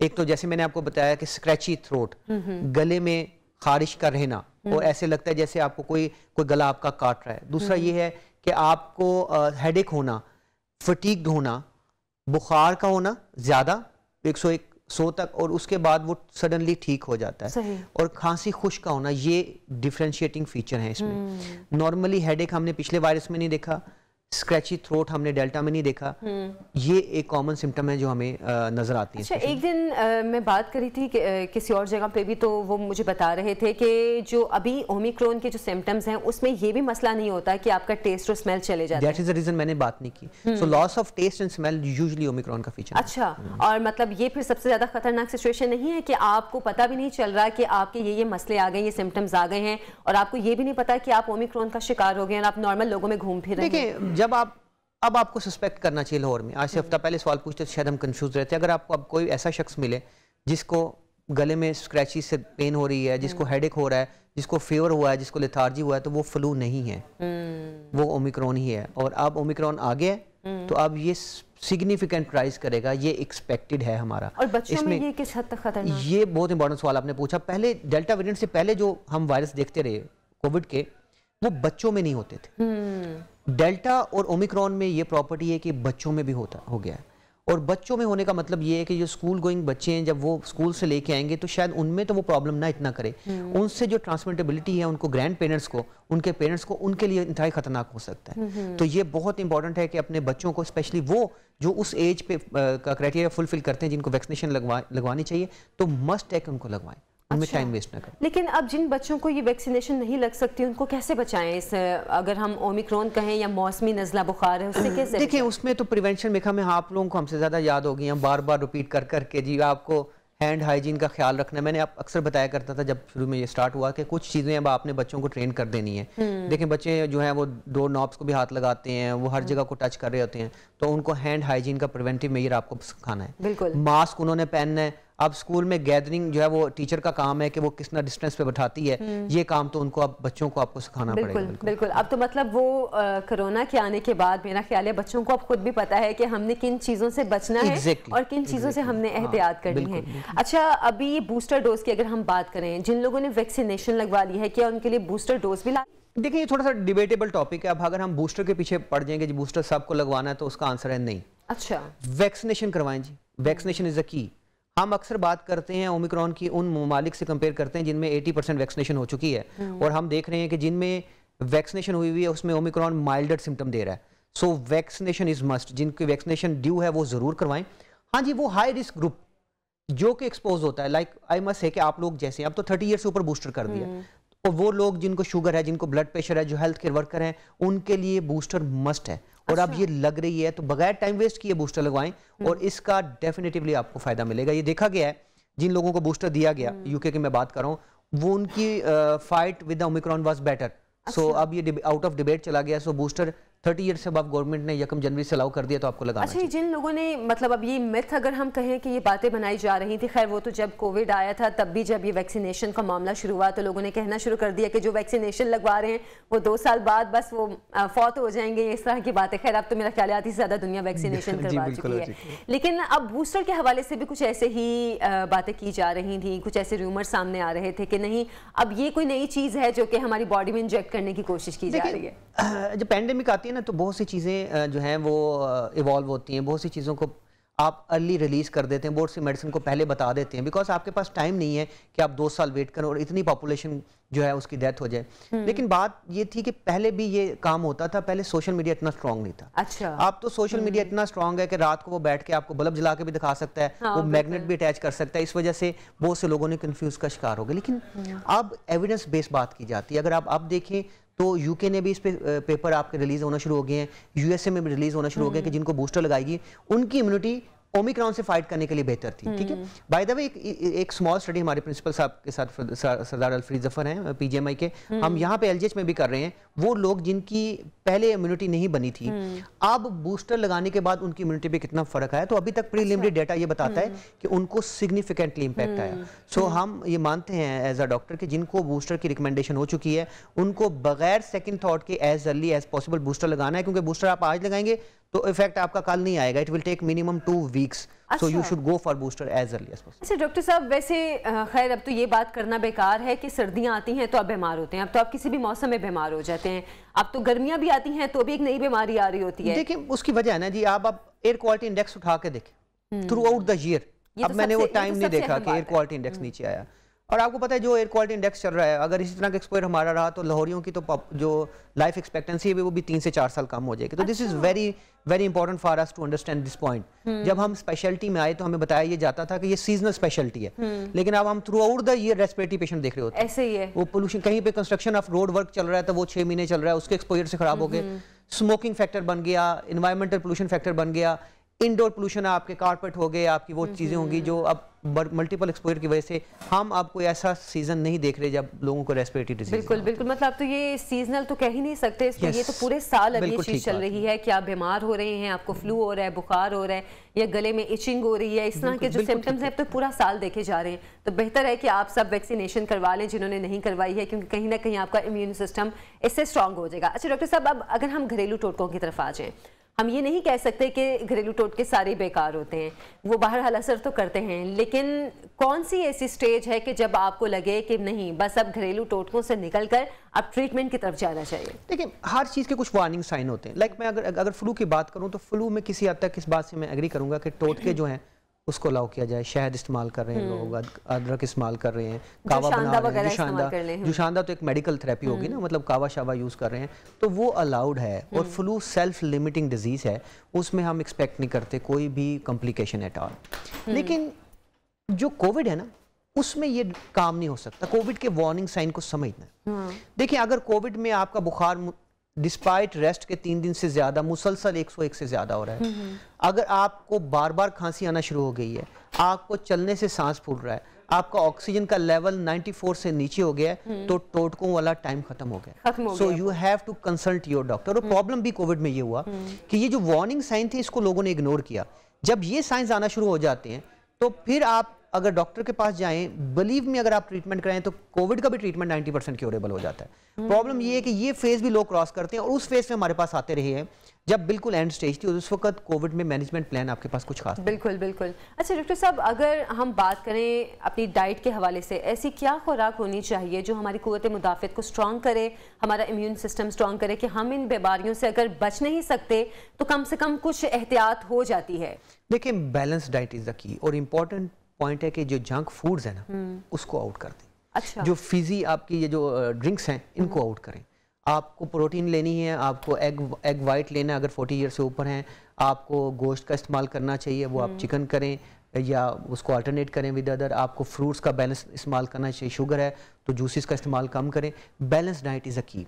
डाइट अच्छी हो, फिजिकल एक्टिविटी हो, स्लीप अच्छी हो, और अल्लाह ताला से दुआ करें तो इंशाल्लाह ताला यही पैरामीटर्स आपके लिए। सब हर एज की डिफरेंट रिक्वायरमेंट्स होती हैं ना, मतलब अगर आप 10 से 20 साल के हैं या आप 20 से 30 साल के हैं या 30 से 40 और 50, एक डिफरेंट रिक्वायरमेंट है हर एज की, और बॉडी की रिक्वायरमेंट भी चेंज हो जाती हैं। आप किस तरह डिवाइड करेंगे इन तमाम जो एज के जो टाइम्स हैं कि इसमें किस तरह आप अपनी फूड को बेहतर करें, या क्या ऐसी चीज़ें लेनी चाहिए जो? मैं क्योंकि इसका स्पेशलिस्ट तो नहीं हूँ, लेकिन एक चीज़ तो बाहर है कि डाइट की मिकदार बढ़ जाती है, रहती वो बैलेंस ही है। देखिए हमने फ्रूट्स का इस्तेमाल करना होता है, वो हमारा कंसेप्ट नहीं है। ड्राई फ्रूट्स को यूज़ करना चाहिए, उसको हम यूज़ नहीं करते। हम घर की जो पकी हुई चीजें उसको इस्तेमाल नहीं करते। ऐसा ही तो है ये हम लोग चले गए हैं, ये बहुत शॉर्टकट्स की बात काट रही हूँ, ये बहुत ट्रेंड अब तो बच्चों में जो खास तौर पर न्यू जनरेशन है उसमें बहुत चीज ज्यादा आ गई है कि घर में जो पकना है वो नहीं खाना, बाहर से मंगवा के खाना है। हाँ, तो दोनों के लिए फायदेमंद है। मदर के लिए भी अगर वो पकाने में टाइम लगाएगा तो वो ये है कि वो किसी से डिलीवरी करवा रहे तो वो बेनिफिशियल हो जाता है। सो मेरे लिहाज से ये है कि वो बैलेंस डाइट यूज करें तो वो ठीक रहते हैं और उनकी मिकदार बढ़ सकती है। जो इंपॉर्टेंट कंपोनेंट मैं समझता हूँ सोसाइटी में एग्जिस्ट नहीं करता वो फिजिकल एक्टिविटी का है, बिल्कुल नहीं की जाती। हमारे यहाँ फिजिकल एक्टिविटी का तो अब नाम ही खत्म हो गया। कोविड ने और हमें घर के अंदर बाउंड कर दिया, बच्चों ने और तरीके ढूंढ लिए कि मैं ये एक्टिविटी कर रहा हूँ तो वो भी मुझे उतनी रिक्रिएशन दे रही है तो मैं बाहर क्यों जाऊँ। बिल्कुल, फिजिकल एक्टिविटी पे फोकस बहुत करें। जो फिजिकल एक्टिविटी होती है वो आपकी इम्यूनिटी को भी इन्हांस करती है, आपकी स्लीप को भी बेहतर करती है, आपके कॉन्फिडेंस को भी इंप्रूव करती है और हमारे यहाँ ऐसा बिल्कुल कल्चर नहीं रहा। अच्छा, लेकिन हम बच्चों में देखते हैं ना, हम बच्चों में फिजिकल एक्टिविटी को बिल्कुल खत्म करते जा रहे हैं। एक तो कोरोना की वजह से भी कि हम कहते हैं अच्छा चलो बाहर नहीं जाना, ये मसला है, वो मसला है, वायरस है, लेकिन इसके साथ साथ कहीं ना कहीं जहन में ये भी होता है अच्छा बच्चा घर में आराम से बस बैठा रहे, हमें तंग ना करे। वो बच्चों में फिजिकल एक्टिविटी खत्म हो रही है, शायद इस वजह से उनका भी इम्यून सिस्टम वीक हो रहा है। बिल्कुल ठीक है आपने, फिजिकल एक्टिविटी नहीं है तो उनके बोन की ग्रोथ कैसे है ये समझे जरा। उनकी बॉडी जो है वो उस तरह डेवलप नहीं होगी। आप अगर अपने तबकाती डिफरेंस देखें तो जो लोगों के बच्चे बाहर जगहों पे फिरते हैं वो बच्चे जो कि घरों के अंदर रहते हैं उनसे ज्यादा कुव्वत मुदाफित रखते हैं। उनको फिजिकली एक्टिव होना चाहिए। आप देखें इसमें पेरेंट्स का बहुत रोल है। They have to do this, चाहे वो 15 मिनट निकालें चाहे वो 20 मिनट निकालें, वो एक्टिविटी करेंगे तो उनको देख के उनके बच्चे फॉलो करेंगे। ये हमारा कल्चर हमारी सोसाइटी में होना बहुत ज़रूरी है और ये डिप्रेशन को भी बेहतर करता है। बट अनफॉर्चुनेटली मैं बार बार हर जगह पे बात करता हूँ कि इस पे हम फोकस नहीं कर रहे। हमारी कोई भी मैं जगह देखूं तो वो कोई भी जगह पे डिस्कशन देखूं तो वो ये बात नहीं कर रहे कि आपको 30 मिनट की डेली वॉक मैंडेटरी है आपके लिए। ये शुगर का मरीज करेगा तो उसकी शुगर कम हो जाएगी, ब्लड प्रेशर का मरीज करेगा तो उसका ब्लड प्रेशर अंडर कंट्रोल हो जाएगा, डिप्रेशन का मरीज करेगा तो डिप्रेशन बेहतर हो जाएगा। बिल्कुल, बिल्कुल। सो अनफॉर्चुनेटली इस पे फोकस करने की जरूरत है। वाकई आप बिल्कुल सही कह रहे हैं, क्योंकि कहीं ना कहीं जब हम घर से बाहर भी जब निकलते हैं, चाहे वो वॉक के लिए निकलें, वो हमारी बहुत सी चीज़ों को ठीक करता है, हमारे साइकोलॉजिकल इस पर इतना पॉजिटिव इफेक्ट करता है। अच्छा डॉक्टर साहब, एक चीज़ और मुझे बता दें कि ये नज़ला जुकाम की भी वैक्सीनेशन होती है और वो किस एज से मतलब आप लगा सकते हैं? बहुत इंपॉर्टेंट सवाल आपका। बिल्कुल जी, इसकी वैक्सीनेशन है और ये 2 साल से ऊपर एक्सट्रीम ऑफ एज किसी पे भी लगाई जा सकती है and it is mandatory for health care worker. हम लोगों को लगानी चाहिए, स्पेशली ड्यूरिंग कोरोना सीजन तो स्कूल गोइंग बच्चों को भी लगानी चाहिए। और इंटरेस्टिंगली ये ज़्यादा कॉस्टली भी नहीं है, वंस अ ईयर लगती है। प्रेफरेबल टाइम है at the end of September, start of October. अभी भी आप लगा लें क्योंकि अभी कोल्ड वेव आनी है, ठंड आनी है, तो आपको अगले 2-3 महीने ये बचा के रखेगी और सितंबर अक्टूबर में इसको रेगुलर लगा लें। अच्छा, वैसे हमारे बड़े बूढ़े ये कहते थे ना कि नज़ला जुकाम होना भी अच्छी बात है, इससे आपकी बॉडी के बहुत सी ऐसी चीज़ें हैं जो कि फ्लू के जरिए निकल जाती हैं, तो इसको रोकना नहीं चाहिए। मतलब अगर आपको नज़ला जुकाम हो भी गया है तो कोई इसकी मेडिकेशन ना करें, क्या ये बिल्कुल ठीक है। देखिए, नज़ला जुकाम हो गया तो आपकी सिम्टोमेटिक ट्रीटमेंट होती है, कोई एंटीबायोटिक नहीं दी जाती। बट अनफॉर्चुनेटली ऐसा होता नहीं है ना जी। अब तो आप सबको मेडिसिन का नाम भी पता है, ठीक है, तो वो गूगल करके हमसे पहले, हमारे पास आने से पहले हैवी ड्यूटी एंटीबायोटिक लेके आते हैं, हालांकि हम कहते हैं flu is a viral infection. तो ये अनफॉर्चुनेट है ऐसा। और जब याद रखें हम फ्लू की वैक्सीनेशन भी करवाते हैं तो हम कतन ये नहीं कहते कि आपको फ्लू नहीं होगा। सही, फ्लू हो सकता है लेकिन कॉम्प्लिकेशन कम होंगे। चलिए, बहुत शुक्रिया डॉक्टर इरफान मलिक साहब हमारे स्टूडियो में तशरीफ लाए हैं और फ्लू और कोरोना या फिर ये अभी जो भी बीमारियां चल रही हैं उस हवाले से एक डिफरेंस भी बता दिया, लेकिन साथ साथ इसकी एहतियात और इसका इलाज भी हमें बता दिया डॉक्टर साहब ने। एक छोटी सी ब्रेक से हम वापस आएंगे, आप हमारे साथ रहिए।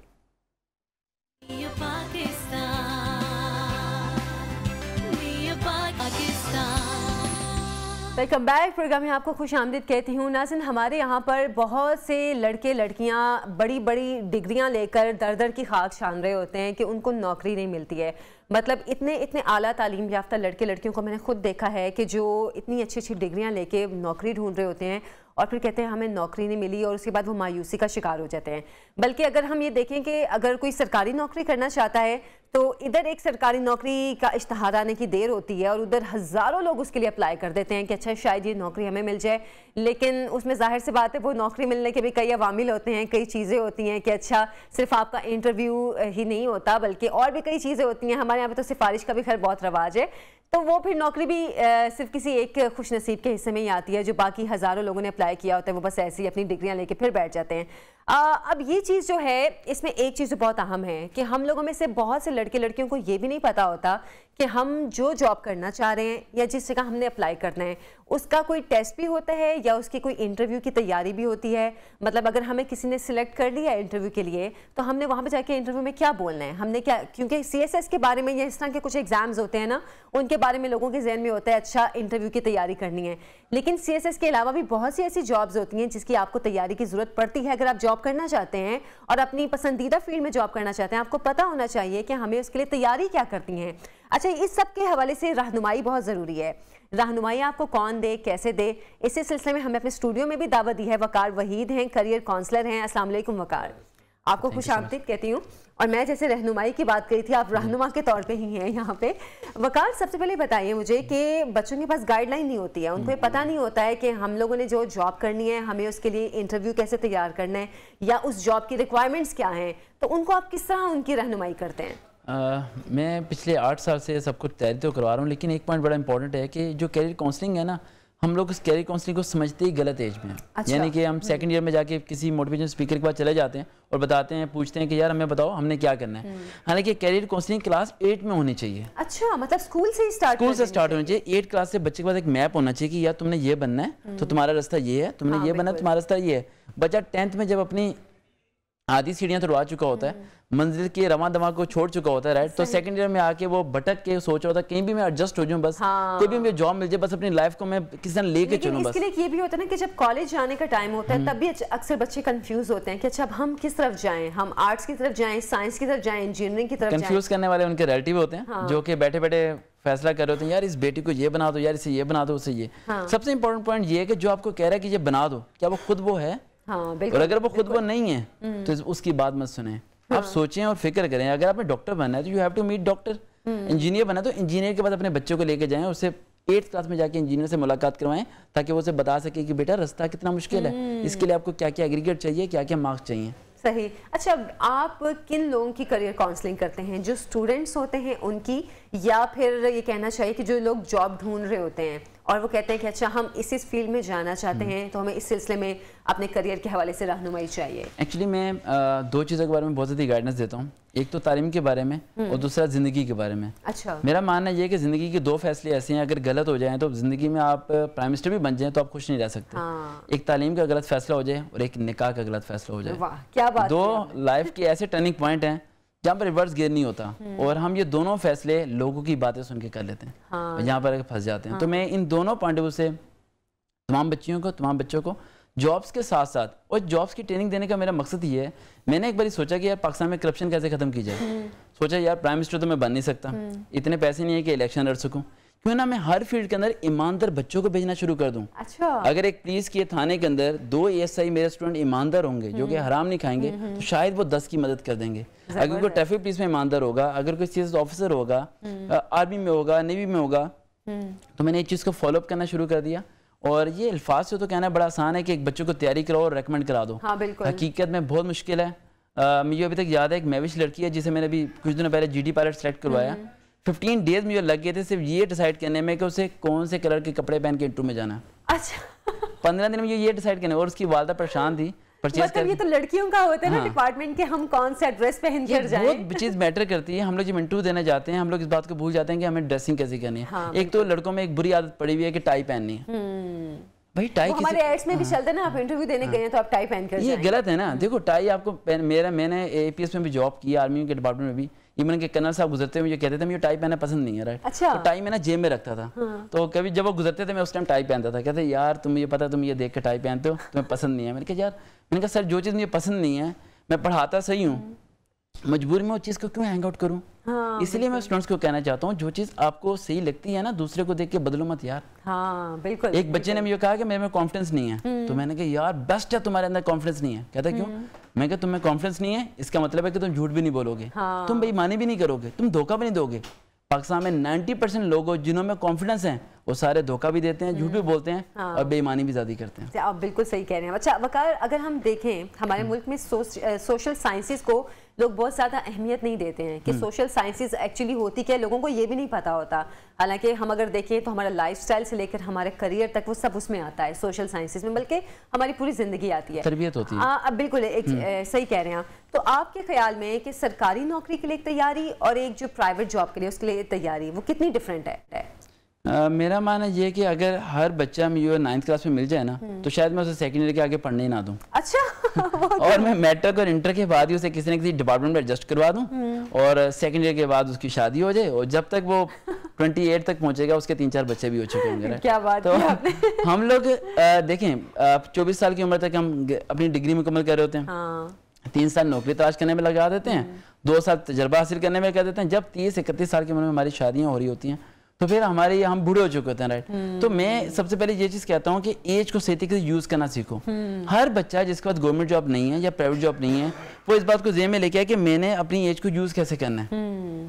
आप अंदाज़ा लगाएं, एक बच्चा MBA करने के बाद 35,000 सैलरी लेता है, बिल्कुल ठीक है, बड़ी मुश्किल से, और एक बच्चा मैट्रिक साइंस के साथ करने के बाद सिर्फ 16 साल की उम्र में 40,000 तनख्वाह लेता है पाकिस्तान एयरफोर्स के अंदर। वाह, और क्वार्टर भी मिलता है, मेडिकल अलाउंस भी मिलता है, और बच्चे फदाइया गैज़र में फ्री भी पढ़ते हैं। अब बताएं कौन बेनिफिशियल हुआ? जिसने मैट्रिक किया है, जिसने MBA नहीं किया था। लेकिन वकार, आपके ख्याल में इसमें उस बच्चे की सोच हुई या फिर उसके हालात हुए जिसकी वजह से वो इन 2 स्टेजेस पर पहुंचा है? बताने वाला कोई नहीं था पाकिस्तान में एक कड़वा अल्फाज में बोलता हूँ हमेशा, पाकिस्तान में मोटिवेशन एक कारोबार बन चुका है। बच्चों को बताया नहीं जाता सही तरीके से, गुमराह किया जाता है। देखिए एक बच्चा है ना, उसे आप जैसी चीज़ समझाएंगे ना वो वैसे ही बनना शुरू हो जाएगा। अगर मैं हर वक्त कहता रहूँ ना आप परेशान लग रहे हो, आप परेशान लग रहे हो, आप आधे घंटे बाद कहोगी मुझे कोई परेशानी है, आपको परेशानी नहीं भी है ना, लोगों की बातें सुनकर परेशानी कि हाँ मुझे क्या परेशानी। आप देखिए वो परेशानी आपकी ज़िंदगी की जितनी भी आई हैं, ठीक है, ये पब्लिक बड़ी इंपॉर्टेंट पॉइंट नोट करेगी मेरा, लाइफ में आपकी जितनी प्रॉब्लम आती है ना कोई सॉल्व नहीं होती। ये झूठ है जो लोग बोलते हैं हमारी प्रॉब्लम सॉल्व होगी। प्रॉब्लम रिप्लेस होती है, पिछली चलेगी अगली आ गई, हाँ। फिर पिछली चलेगी फिर अगली आ गई और अगली ने सर उठा लिया। और जिस परेशानी को आप सोचे होते हैं ये आपको मार देगी, आप जिंदा बच के अगली परेशानी तक चले जाते हैं। हाँ। तो ये ज़हन में रखें आप कि लाइफ में जितनी भी परेशानियां हैं, जितनी भी मुसीबतें हैं, आपने रुकना नहीं है। सही। अच्छा, आपने आगे चलते रहना बस। आप खुद भी सरकारी नौकरी कोई करते हैं या फिर आप बस लोगों को तैयार करते हैं कि अच्छा मैं इसको इस जॉब के लिए तैयार करूं? सरकारी नौकरी तो मुझे याद आता है मेरे, जब मैं जॉब्स छोड़ने शुरू की थी, मैंने जॉब्स छोड़नी शुरू की बहुत ज़्यादा जॉब्स। मैं 2011 में DH में इंस्पेक्टर था आफ्टर द ग्रेजुएशन, और मेरी एजुकेशन MPhil है, राइट। अच्छा, PhD मेरी मुकम्मल हो जानी थी, लेकिन बस घर वालों ने PhD के दौरान मेरी शादी कर दी। तो मतलब आपकी सोच और थी, वो घर वालों की और हो गई। PhD के पैसे इन लोगों ने मेरी मेहंदी पे लगा दिया। अजीब समझ सुन रहे हो, राइट। तो मेरी PhD रुकी, अगर वो थोड़ा डिले होता तो आज PhD भी कर चुकी होता है। सही। और रही बात ये जो सिस्टम चला है सबको ट्रेनिंग देने का या जॉब्स को छोड़ने का, वो वजह से फेक थी। मैं ज़रा भी ऐसा नहीं था। मैं उस टाइम एक किस्म का जैसे सारे बंदे होते हैं, अपने जॉब किया, हफ्तेवार की छुट्टी की, एंजॉय किया। मैं गलती से ना एक स्कूल में पढ़ाने चला गया था, मिस्टेकली, मैं उसे मिस्टेकली कहता हूँ, राइट। तो 2 दिन के लिए पढ़ाने गया था, दोस्त की सिस्टर का स्कूल था, राइट। और मैं 8th क्लास थी। मैंने पूछा क्या बनना है किसी का, डॉक्टर, इंजीनियर, फला। मैंने कहा MCAT क्या होता है? सब खामोश। मैंने कहा ECAT क्या होता है? खामोश। मैंने काफ़ी सवाल पूछा, सारे साइलेंट। बाहर निकला, मैंने टीचर्स को ऑब्जर्व किया। मैंने कहा यार ये टीचर्स को भी नहीं पता यहाँ पर। तो मैंने ऑब्जर्व किया कि यार एक बच्चा साइकिल की दुकान पर काम करने जाता है, 6 महीने बाद पंचर लगाना सीख जाता है। यहाँ एक बच्चा 8 साल स्कूल जाता है और 9th में आके फेल हो जाता है। तो फिर कसूर किसका? सुबह भी जाता है, कभी भी जाता है, और फिर भी मंजिल तक नहीं पहुंचता। हाँ, बिल्कुल। तो उस दौरान ना ऐलान तो हमेशा होते हैं, लेकिन उस दौरान एक ऐलान हुआ कि कोई फलाना शख्स फोत हो गया। वो मेरे यहाँ बैठ की बात। अच्छा। मैं कहा वकार साहब, one day you will die, तुमने मर जाना। मर्जी है तो इस तरह जिंदगी जी के मर जाओ। हाँ। मर्जी है दूसरों के लिए काम कर दो। बिल्कुल। ये अभी तक याद है जब मैंने रिजाइन दिया था तो 1.5 महीने तक मेरा रिजाइन भी एक्सेप्ट नहीं हुआ था। वो कहते थे यार, और मेरे घर वाले सोचते थे यार ये नौकरी छोड़ता रहता है, कहीं ये साइकोलॉजी पेशेंट तो नहीं है, इसे डॉक्टर को चेक करवाना चाहिए, राइट, कि ऐसे कोई बीमारी तो नहीं है। वो घर वालों को लगता है आप अंदाजा लगा सकते हैं। अच्छा, मैं कंपनी के नाम नहीं ले रहा, शायद ही लाहौर की कोई मल्टीनेशनल कंपनी हो जिसमें बड़े बड़े नाम आते हैं, राइट, होटल्स हों और बैंक्स भी आते हैं, राइट, और एजुकेटर भी आते हैं, जो मैंने हासिल करके छोड़ी। इवन के इतने मैं छोड़ता था कि लोग मुझे फॉर्म भी नहीं देते थे कि यार इसने आना तो है नहीं यहाँ पर। लेकिन ये सब चीज़ें करने का मकसद से फेक था। अगर मैं खुद नहीं पास कर सका ना तो मैं आपको करा नहीं सकता। वाह जबरदस्त। जिसके लिए मैं, और ये बहुत मुश्किल काम था, और सबसे मुश्किल काम ये है कि मैं फ्री कर रहा हूँ। अच्छा आप फ्री कर रहे हैं? 8 ईयर से फ्री कर रहा हूँ। कभी तो किसी से मतलब मुझे खुद एकदम से शौक लगा, क्योंकि हम ऐसे लोग देखते नहीं हैं अपने आसपास। हम देखते हैं हर कोई फायदा उठाने वाला है। हम देखते हैं कि जिसको, अच्छा अगर आपने कोई इंस्टीट्यूट खोला है तो आप कहते हैं अच्छा मुझे इतनी फीस दोगे तो मैं आपको ये चीज सिखाऊंगा, लेकिन आप तो वाकई सदका जारिया कर रहे हैं। एक एडवोकेट साहब थे, उनकी बेटी को मैंने फ्लाइंग ऑफिसर की तैयारी कराई थी, तो ब्रीफ केस में लेके आए पैसे। तो मुझे कहते यार ये तुम ले लो। मैंने कहा यार सर मुझे नहीं चाहिए। कहते यार तुम्हारे रूम में एसी भी नहीं है तो एसी लगा लो। मैंने कहा मुझे जरूरत ही नहीं है। अच्छा। तो वो कह रहे यार तुम पैसे को क्यों नहीं तुम एक्सेप्ट करते इतना ज्यादा। लोग तो तरसते हैं यार पैसा है पैसा है। तो ये चीज मैं रिपीट कर दूं, पैसा एक सांप है, पैसा कोई सक्सेस नहीं है। लोग झूठ बोलते हैं कि तुम लैंड क्रूजर में फिर रहे हो, तुम्हारे पास बड़ा घर है, तुम कामयाब हो। कामयाब शख्स वो शख्स है जो रात को सोए उसने किसी का उधार ना देना हो, वो रात को सोए उससे कोई शख्स नाराज ना हो, वो रात को सोए उसे ये पता हो कि यार मैंने किसी का हक नहीं मारा, वो कामयाब है। कामयाबी की डेफिनेशन ये गलत बताई गई है और एक दूसरे को ना भीड़ में कंफ्यूज कर दिया। वो 2 लाख कमा रहा है वो कामयाब है, वो 3 लाख कमा रहा है। इस्लाम ने कामयाबी की जो डेफिनेशन बताई है ना उसमें पैसे का तो मैटर ही नहीं है।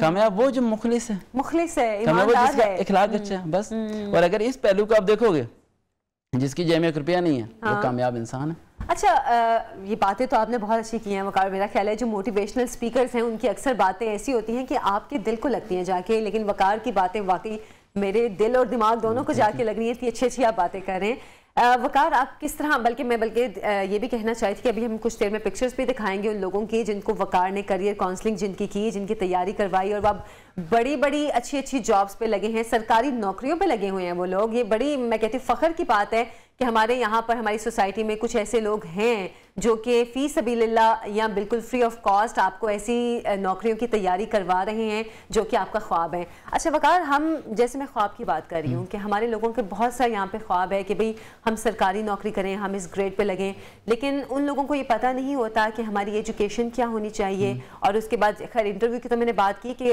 हमें हमारी तैयारी कैसी होनी चाहिए। ऐसे लोगों को फिर किस तरह स्टार्ट करना चाहिए? बहुत मुश्किल होता है मेरे लिए, इवन के उन्हें सर के बाद से लेके पाँव के नाखून तक तब्दील करना, उनके बोलने के अंदाज को बदलना, उन्हें बताना कहाँ कहाँ तुम अप्लाई कर सकते हो। एक लड़का मेरे पास आया और मुझे कहने लगा कि सर मैं ना एयरफोर्स में जाना चाहता था लेकिन मेरा ख्वाब टूट गया। मैंने कहा क्यों? अच्छा। कहते सर मेरा ये अंगूठा ना कटा हुआ है तो मेडिकली अनफिट हूँ। अच्छा। तो मैं एयरफोर्स में नहीं जा सकता। मैंने कहा आपको किसने कहा आप नहीं जा सकते? मैंने कहा आप जा सकते हैं। कहते सर कैसे? मैंने कहा civilian, lack of the information की वजह से लोग पीछे रह गए हैं। हाँ। अब एक बच्चा बीए करता है, उसके नंबर कम है, वो सोचता है कि यार मेरा तो कोई फायदा ही नहीं है। हाँ, बीए से मुझे क्या जॉब मिलनी है? आने के बीए के बाद वो एलएलबी कर ले तो वकील बन जाएगा। हाँ। और वकील साहब तो आपको पता है, ठीक है? वकील साहब तो हमारी सोसाइटी में छाए हुए हैं। तो ये चीज़ है, कोई भी बंदा ये ना सोचे कि मेरे नंबर कम है, कोई बंदा ये ना सोचे मेरे लिए कोई जॉब बनी नहीं है, सिर्फ बताने वाला हो, समझाने। मैंने देखें डिफरेंट फील्ड्स में काम इसलिए किया, खुद जॉब्स इसलिए की मैंने, इवन के कॉल सेंटर तक की जॉब्स की, ताकि हर बच्चे को ना मैं उसके मुताबिक लेके चल सकूं। मतलब लेकिन आपने वो काम किया जो आप दूसरों को मशवरा भी दे रहे हैं कि आप कोई किसी को ये नहीं कह सकेंगे कि मैंने खुद ये काम नहीं किया लेकिन मैं तुम्हें इसका मशवरा दे रहा हूँ तो तुम ये काम करो। वो जैसे हमारा दीन भी तो हमें यही कहता ना कि खुद भी उस चीज पे अमल करो जिसका आप दूसरों को मशवरा दे रहे हैं। बड़े अभी ये लास्ट टाइम जो अक्सर सब इंस्पेक्टर हुई है वो मुझे पूछ रही थी, कहती सर मैं हैरान होती हूँ कि आपसे लेक्चरर इन कॉमर्स की बात करो तो आप उसका पेपर बताना शुरू होते हैं। अच्छा। आपसे सब इंस्पेक्टर की बात करो आप उनकी गाइडेंस देते हो। आप हर सब्जेक्ट की गाइडेंस क्यों देते हो और कैसे दे देते हैं आप सब कुछ? मैंने कहा बेटा मैं स्टडी करता हूँ। अच्छा मैं पिछले 8 साल से मेरी लाइफ में संडे नहीं है। अच्छा।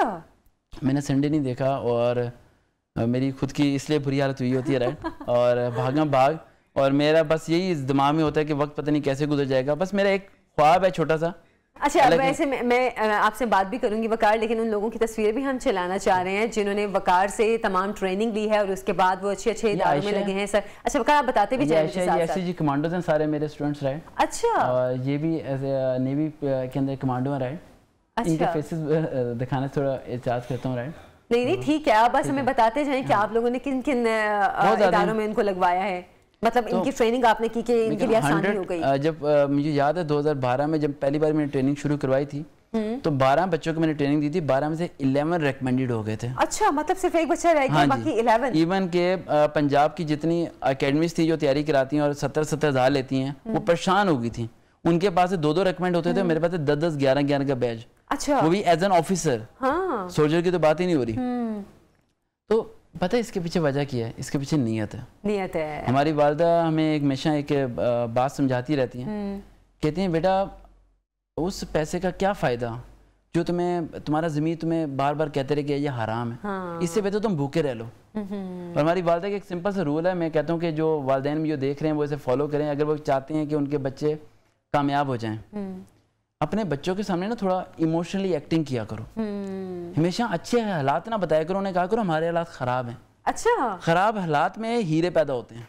ये आप बिल्कुल सच अच्छे हालात में कोयले बन जाते हैं। और दूसरा वालिदैन को मैं ये कहना चाहता हूँ, जो लड़के आपके कमाते नहीं हैं, पाकिस्तान में बुरी बात यह है आयशा कि 80% लड़के अपनी जिम्मेदारियां पूरी नहीं करते।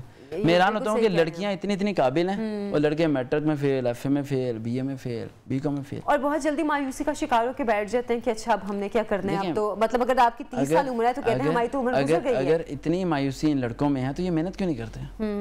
लड़कियां इस टाइम लड़कों से आगे जा चुकी हैं और उसकी यही वजह है कि जब भी मैं रिश्ते की या कहीं भी कोई बात करता हूँ निकाह के मौजू पे, तो मैं बड़ी बार ये सोच रहा होता हूँ कि यार लड़की पढ़ी लिखी होती है, लड़का पढ़ा लिखा नहीं होता। ये क्या कंपैरिजन है? हाँ, बिल्कुल। जिस बंदे ने घर की जिम्मेदारी उठानी है और ऊपर से फिर वो लड़का ये बोलता है अपनी वाइफ को कि तुमने कमाना भी नहीं है, तो वो उसे ये कहती है कि तुम फिर खर्चे पूरे करो ना। तुम खर्चे पूरे नहीं कर सकती तो मजबूरी मुझे करना पड़ते हैं। ऐसे ही है। तो यहाँ ये सिस्टम बहुत गलत है। तो वालिदैन को सिंपल एक रूल फॉलो करना चाहिए। अगर ये रूल फॉलो कर लिया तो उनके बच्चे कल से सही हो जाएंगे। उन्हें घर में रहते हुए अपने बच्चों से किराया लेना शुरू कर दें। अच्छा। उन्हें क्या बेटा 8,000 रुपए किराया कमरे का, तुम 3 टाइम की रोटी खाते हो, 300 रुपए का सुबह का नाश्ता, 400 रुपए का दोपहर का, 300 रुपए का शाम का, तो तुम्हारे बन के भी 1500 रुपए। बेटा ये महीने का पे करो वरना सामान उठा के घर से बाहर जाओ। वाह, ये तो 15 दिन के अंदर उनका बच्चा काम भी करना शुरू हो जाएगा और सेट हो जाएगा। लेकिन अगर बच्चा घर छोड़ के चला जाए, नहीं जा सकते बच्चे, ये इनमें इतने स्टैमिना नहीं है, मुझे पता है ना। अच्छा, मतलब आपने सबकी वो स्टैमिना देख के ये बात कही है कि इनके ये इतने पानी में नहीं है कि घर छोड़ के चले जाएं। घर छोड़ के जाएंगे तो मेहनत ही करेंगे ना। हाँ। जाएं घर छोड़ के कमा के दिखाएं ना। बिल्कुल। अच्छा, लेकिन वकार फिर ये चीज है, इसका मतलब कि घर वालों को भी इस बच्चों की ट्रेनिंग की बहुत जरूरत है। बहुत ज्यादा। आप तो चले एक इंस्टीट्यूट चला रहे हैं, आप एक इदारा चला रहे हैं कि आप लोगों को इसमें ट्रेन करते हैं, लेकिन असल में बेसिकली जो ट्रेनिंग स्टार्ट होती है वो घर से होती है। लेकिन हम घर में बच्चों को अपने लाल, अपने जिगर के टुकड़े ये सब बना के रखते हैं, तो हम कहते हैं कि नहीं हमारा बच्चा इतनी सी उम्र में काम करेगा। एक वालिदा की मेरे पास आई, बहुत बड़ी प्रॉब्लम थी उनकी। वो मुझे कहती हैं कि मैंने अपने बेटों को जब भी पढ़ने का कहती हूँ ना, तो वो कहते हैं मैं अपनी नस काट लूंगा। अच्छा। तो अकलौता बेटा है, मैं बहुत कंफ्यूज हूँ, मैं उसके लिए सब कुछ कर रही हूँ, बहुत अमीर थी, तो मैं क्या करूँ? मैंने कहा कभी उसने नस काटने की कोशिश की है? कह रही यस। मैंने कहा कब? कह रही उसने एक बार छुरी पकड़ी थी और काटने लगा था। मैंने कहा उस टाइम उसके रूम का डोर ओपन था या क्लोज था? कह रही ओपन था। मैंने कहा आप लोग कहाँ थे? कहते हम टीवी लॉन्च में थे। मैं कहा डन। मैंने कहा वो काटना नहीं चाहता था, डरा रहा है आपको। मैंने कहा बुला के ले गया उसे। मैंने कहा उसे कहा दरवाजा बंद करो, अंदर से कुंडी लगाओ, ताला लगाओ और फिर काटो। अच्छा। मैंने कहा नहीं काटेगा। हाँ। तो उन्होंने जब इसको करके देखा तो उन्हें समझ लगी नहीं काटा उसने। मैंने कहा मैम वो आपको ब्लैकमेल कर रहा है। कभी कभार आपके बच्चे भी आपको ब्लैकमेल कर रहे होते हैं। वालिदैन को सोचना चाहिए। घर में बैठो, शतरंज की तरह खेलो, दिमाग से खेलो, सोचो समझो कि तुम्हारा कौन सा बच्चा तुम्हें ब्लैकमेल कर रहा है। बिल्कुल बिल्कुल ऐसे ही है। और वो जो ब्लैकमेल कर रहा होता है वो बहुत तेजी से कर रहा होता है। अच्छा, उसको पता होता है ना कि असल में दुखती रग कहाँ पे है हमारे पे। और वही बच्चा इस टाइम सेकंड ईयर पास कर चुका है जो नस काट रहा था। हाँ। अब नस नहीं काटता। हाँ। अच्छा वकार, मैं आपसे फिर एक आपके ये टेक्निकल सवाल, ये जो आपके काम के हवाले से सवाल मैं पूछना चाह रही थी। आप इंटरव्यू की तैयारी के हवाले से तो लोगों को ट्रेन करते हैं, लेकिन क्या एग्जाम की तैयारी के हवाले से भी लोगों को ट्रेन करते हैं? Of course. मैं क्लास ये राज पहली बार ही आपके चैनल पे फाश हो रहा है। अच्छा। मैंने आज से पहले किसी चैनल पे बोला नहीं। वालिदा मना करती हैं ये पॉइंट ना बोला करो, लेकिन आज बता, मैं 7th क्लास से लेके 4th तक की सारी किताबें जुबानी सुना सकता हूँ। अच्छा। आप किसी भी क्लास की मैथ से लेके बायो, केमिस्ट्री, फिजिक्स, आप बुक का नाम बोलेंगी, यानी मैं समझ लें आप हिफज है मुझे, ठीक है? तो मैं सारे मैं नालायक बच्चे उठाता हूँ। जिन बच्चों का कोई नहीं होता, जो वालिदैन कहते हैं यार ये निकम्मा है, ये कुछ नहीं बन सकता, ये कुछ नहीं कर सकता। इवन के गर्ल्स भी कभी कभार मुझे कॉल्स करती हैं और ये पूछ रही होती हैं कि सर अब बताएं, या घर वाले बातें सुना रहे हैं, ये कर रहे हैं, वो करें। बच्चियों को मैं बार बार ये कहना चाहता हूँ, वालिदैन को अपनी बेटियों को जहेज बना के मत दें, उन्हें अच्छी तालीम दे दें। अच्छी तालीम से क्या फ़ायदा होगा? क्या पता बाप साथ छोड़ दे, भाई साथ छोड़ दे, वो आने वाला हस्बैंड साथ छोड़ दे, बेटा साथ छोड़ दे, तालीम से वो खड़ी रहेंगी। एक बात ज़हन में रखना, जो लड़कियां जॉब करती हैं ना, मैं तो हैरान होता हूँ कि वो कैसे जॉब कर लेती हैं, क्योंकि गर्ल्स की अपनी इतनी ड्यूटीज़ हैं घर की, ठीक है, इतनी मर्द की नहीं है कि अगर वो चीज़ को हम इस्लाम के पॉइंट से डिफाइन करें ना, तो एक 70,000 रुपये तनख्वाह भी पे आप रख लो ना किसी को, तो वो लड़की पूरा काम नहीं वो कर सकती। वो नहीं करेगी, बिल्कुल नहीं करेगी, जितना आपके घर की बीवी या आपकी बेटी या आपकी आयशा हैरान हो जाएंगी इस बात सुन के कि हमारे दीन में ये है कि लड़की की जब शादी करो तो उससे इजाज़त लो। वो यहाँ पूछा नहीं जाता।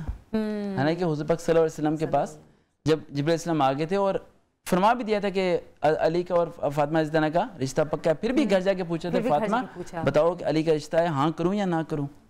इतनी बड़ी एग्जाम्पल है, फिर भी पता नहीं ये लोग दीन इस्लाम को कहाँ लेके जाते हैं। बिल्कुल, आपने इतनी अच्छी अच्छी बातें की हैं वकार कि मेरा दिल चाह रहा है मजीद आपके साथ ही बाकी का प्रोग्राम भी करूँ, लेकिन हमें एक गवर्नमेंट से रिक्वेस्ट है छोटी सी, जी जी जरूर, हर चैनल पे जाके करता हूँ। I hope so Imran Khan साहब ने जिस तरह मिस्टर चिप्स की बात सुनी मेरी और मिस्टर चिप्स की बुक को चेंज करवाया, ये भी चेंज करेंगे। पीपीएससी, अच्छा मैं ये आपसे पूछना चाह रही थी लेकिन फिर प्रोग्राम का टाइम कम था तो इसलिए मैं पूछ नहीं सकी। पीपीएससी, एनटीएससी, एपीएससी के टेस्ट के चार्जेस खत्म कर दें। हमें एक नौकरी नहीं चाहिए, बच्चों से टेस्ट के पैसे लेना बंद कर दें। जबरदस्त बात, उससे पैसे लेने और एक मिनट, अगर आपको लॉस होता है ना, मैं हाजिर हूँ 24 आवर्स टोटली फ्री, मैंने पूरा फाइल बनाई हुई है किस तरीके से आप लोग रेवेन्यू जनरेट कर सकते हैं without getting the money from the students. अच्छा जबरदस्त, मतलब इस तरह के मशवरे देने वाले फाइल लेते नहीं है मेरे से, लेकिन कोई फायदा ले, मैं वही बात कह रही हूँ, फायदा लेने वाले नहीं है वरना मशवरे देने वाले फ्री काम करने के लिए तैयार हूं गवर्नमेंट की तरफ से। चलिए वकार, बहुत बहुत शुक्रिया, थैंक यू सो मच, बहुत अच्छा लगा आपकी बातों से मैं बहुत इंप्रेस हुई हूँ। एक मोटिवेशन जो मिलती है ना आपको किसी की बात सुन के, वो मुझे मिली है। आपसे जरूर राब्ते में भी रहूंगी। एक छोटी सी ब्रेक से हम वापस आएंगे, आप हमारे साथ रहिए।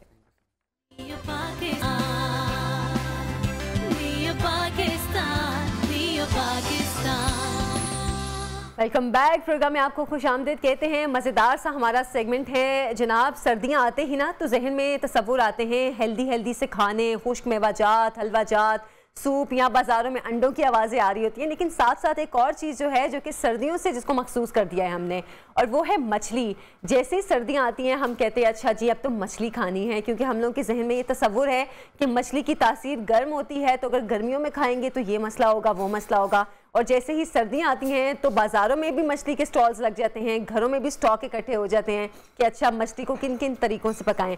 आज हमारे किचन में भी मछली बन रही है और हम आपको दिखाएंगे भी कि किचन में आज हमारे मछली किस तरीके की बन रही है।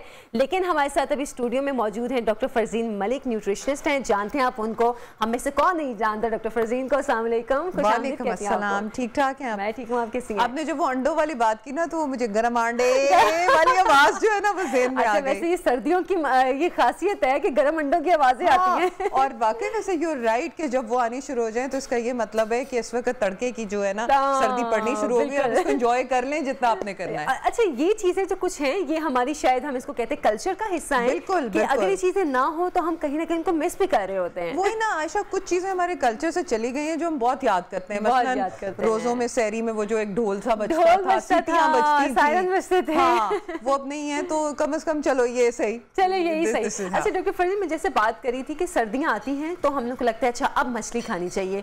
हम लोगों ने मछली को सर्दियों तक ही क्यों महदूद कर दिया? इसलिए कि चूंकि ये एक बहुत गर्म मुल्क है और आपको पता है कि यहाँ पे इतनी ज़्यादा गर्मी होती है कि 40 तक चला जाता है टेम्परेचर। तो इसलिए तो 50 तक चला जाता है। बिल्कुल 50 तक भी चला जाता है। तो इसलिए ये है कि we have to be very careful कि चूंकि इसकी गर्म तासीर होती है और जो भी मछली खाता है, अब जैसे आपको पता है कि पहाड़ी इलाका जात में जहाँ पे ट्राउट बड़ी वाफिर मिलती है तो वहाँ पे जब ये लोग लेते हैं तो एकदम से उनको गर्मी का एहसास होता है। सो इट्स अ फूड जो कि आपके अंदर हीट लिबरेट करता है। तो इसलिए गर्मी में एक तो 50 डिग्री सेंटीग्रेड ऊपर से मछली खा के तो बंदा जो है वो बिल्कुल रॉकेट पे बन के चला जाए। तो इसलिए वी आर वेरी केयरफुल कि हम लोग जो है बिल्कुल कोई मुमानियत नहीं है कि आप नहीं खा सकते, लेकिन ये है कि गर्मियों में हमारे कल्चर में नहीं खाई जाती, लेकिन एट द सेम टाइम आपको पता है यूएई वगैरह में जो सारी वो कंट्रीज हैं वहाँ पे तो सर्दी हो या गर्मी हो वो खाते हैं मछली। हालांकि उनका टेम्परेचर तो यहाँ पाकिस्तान से भी ज़्यादा होता है। हाँ, तो इसलिए ये कल्चरल एक हमारी वो भी है कि हम नहीं इसको खाते। अच्छा एक चीज़ जो कि मेरे जहन में एक सवाल था कि अक्सर जो ख़वातीन एक्सपेक्ट कर रही होती हैं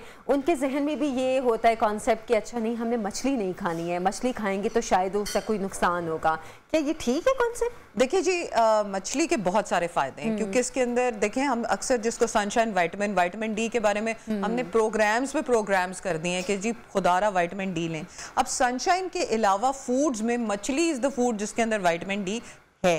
द रीज़न जब ख़वातीन जो एक्सपेक्ट कर रही होती हैं उनको कहा जाता है कि मछली कम लें, वो ये होता है कि कुछ मछली ऐसी होती हैं, इकसाम, अब आपको पता है मछली के इकसाम है, ठीक है, तो उसमें कुछ में इतना मर्करी ज़्यादा होती है कि वो बच्चे के लिए नुकसानदेह हो सकती है। तो इसलिए वन हैज़ टू नो कि कौन सी मछलियाँ हैं जो कि एक्सपेक्टेंट मदर्स नहीं लें।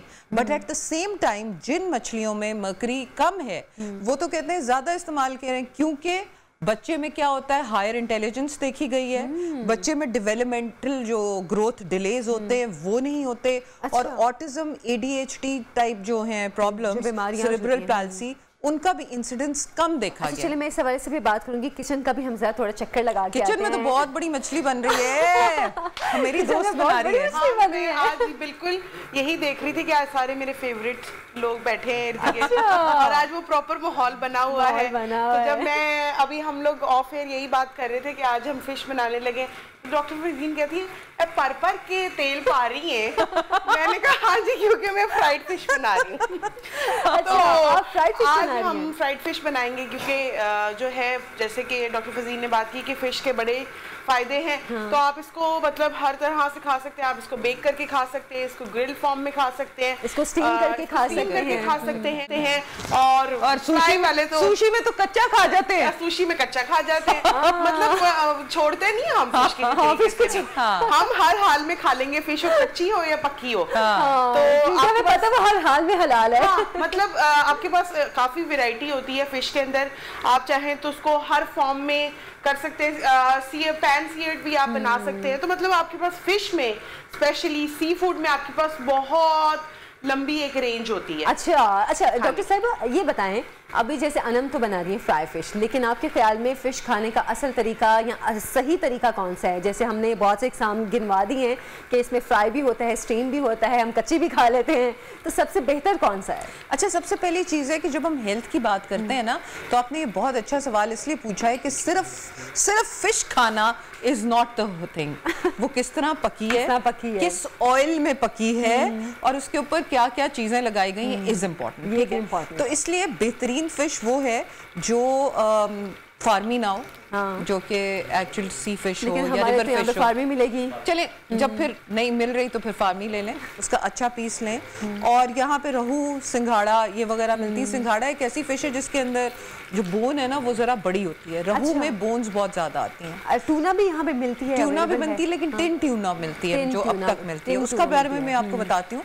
तो आपने हमारे यहाँ पे पॉफ्रे मिलती है, पॉफ्रे वो जो छोटी मछली होती है ना, बिल्कुल साबित होती है वो। तो द थिंग इज कि इसको ग्रिल कर लें या इसको हल्का सा ऑलिव ऑयल लगा के अवन के अंदर रख लें, या जैसे कि आपने कहा कि इसको थोड़ा स्टीम कर लें, तो that's the best way to get the benefit out of it. लेकिन अब जैसे अनम जो है आज चूंकि फ्राई कर रही हैं, तो उसमें ये है कि स्किन के साथ फ्राई करें, फिर हम स्किन को ऊपर से उतार देंगे एंड वी कैन हैव, क्योंकि स्किन ने लिया है ना वो ब्लड फ्राइंग का, अंदर से तो पक गई दूसरी, तो हम फिर उसको फोक के साथ वो खा सकते हैं। मैंने कहीं ये सुना था कि किसी अरबी ने किसी से पूछा कि जो मुर्गी का सबसे बेस्ट पार्ट कौन सा होता है, तो फिर उसने बताया कि जो उसकी स्किन होती है वो बेस्ट पार्ट होता है उसका, मुर्गी का। क्या मछली का नहीं होता? बिल्कुल होता है, बट जब फ्राइंग हम कर रहे हैं then we need to be careful. और ऑल्सो वो लोग देखिए जो स्किन वाला पार्ट होता है ना, उसके नीचे आपने चर्बी की एक लेयर देखी होगी, वो that is the fattiest part of the fish. तो जो लोग लीन मीट लेना चाह रहे हैं तो वो ले, लेकिन जो दूसरे लेना चाह रहे हैं, अंदर मैं आपको बताती चलूं कि फिश ऑयल कितना इंपॉर्टेंट है। आपको पता है कि आजकल सर्दियां आ गई हैं और फिर कोविड का जब दौर रहा है, अब ओमिक्रॉन वापस एक आ गया वेरिएंट, तो उसमें ये है कि आपने देखा डॉक्टर्स ने कॉड लिवर ऑयल दबा के दिया और कहा फिश ऑयल लें आप। Fish oil raises your immunity, आपकी कुव्वत मुदाफत को मल्टीप्लाई बाय 10 फोल्ड कर देता है। जब आप इसको लेते हैं, जब कोविड का अभी नहीं था सिचुएशन, तो आपको याद है कि बच्चों को कॉड लिवर ऑयल देते थे, बिल्कुल, बिल्कुल। नाना दादा वगैरह, they used to even have it themselves. So that's how fish oil is important. और फिश ऑयल को लेना कैप्सूल्स के फॉर्म में, बिल्कुल जब आपको ऐसे नहीं मिल रहा तो आप सप्लीमेंटल फॉर्म में लें, तो उसकी एक कैप्सूल जो है वो जरूरी ले लें, अनलेस अनटिल आपके डॉक्टर ने आपको मना किया। एक उसका सप्लीमेंट लेते हैं तो वो इनफ है। हाँ, अच्छा एक और चीज देखें, जो विटामिन डी है ना, जो फैटी एसिड्स वगैरह हैं, उनके 3-4 किस्म के किस्में होती हैं। एक ALA होता है, एक EPA होता है, एक DHA होता है। जो EPA होता है ना वो इज़ वेरी गुड और वो फिश में बहुत पाया जाता है। जो वेजिटेबल जैसे सोर्सेज होती हैं विटामिन D की या और फैटी एसिड्स की, उनमें नहीं। अच्छा। जो फिश है उसके अंदर बहुत पाया जाता है। और फिर देखा गया है, आपको बड़ी अच्छी बात बताऊं, आपको पता है कि आजकल हर एक को एंग्जाइटी और डिप्रेशन होती है, है ना? ये हर कॉमन बीमारी अब इसको मतलब एक बंदे से आप पूछे अच्छा तू कैसा है, वो कहता है अच्छा अल्लाह का शुक्र है। लेकिन कुछ लोग ऐसे जो कहते हैं यार आजकल बड़ी डिप्रेशन है, और दूसरा कहता है यार आजकल एंग्जाइटी बड़ी है। ऐसा ही है, ठीक है, दो हमें जवाब सुनने को मिलते हैं। तो fish, vitamin D, fatty acids plus इसके अंदर ओमेगा 3 जो फैटी एसिड्स हैं, ये जो मिलते हैं ना, ये आपकी ब्रेन डेवलपमेंट में बहुत बड़ा हिस्सा करते हैं और आपकी ब्रेन की जो नर्व्स हैं उनकी मुरम्मत करते हैं। अच्छा, ये तो बहुत ज़बरदस्त बात है। तो क्या हर फिश की जो किस्म है, मतलब जैसे हमने अभी मुख्तलिफ इकसाम गिनवाई हैं, राहू है या टूना है या कोई, हर जो फिश की किस्म उससे सेम फायदा मिलता है? नहीं, हर एक की डिफरेंट है। जैसे रहू है, सिंघाड़ा है, ट्यूना है, मैकरल है, कुछ चीजें पाकिस्तान में पाई जाती, कुछ नहीं भी पाई जाती। इसी तरह ट्राउट है, ट्राउट इज नोन, तो खैर हमारे उन इलाकों में मिलता है, trout is known to be one of the best although.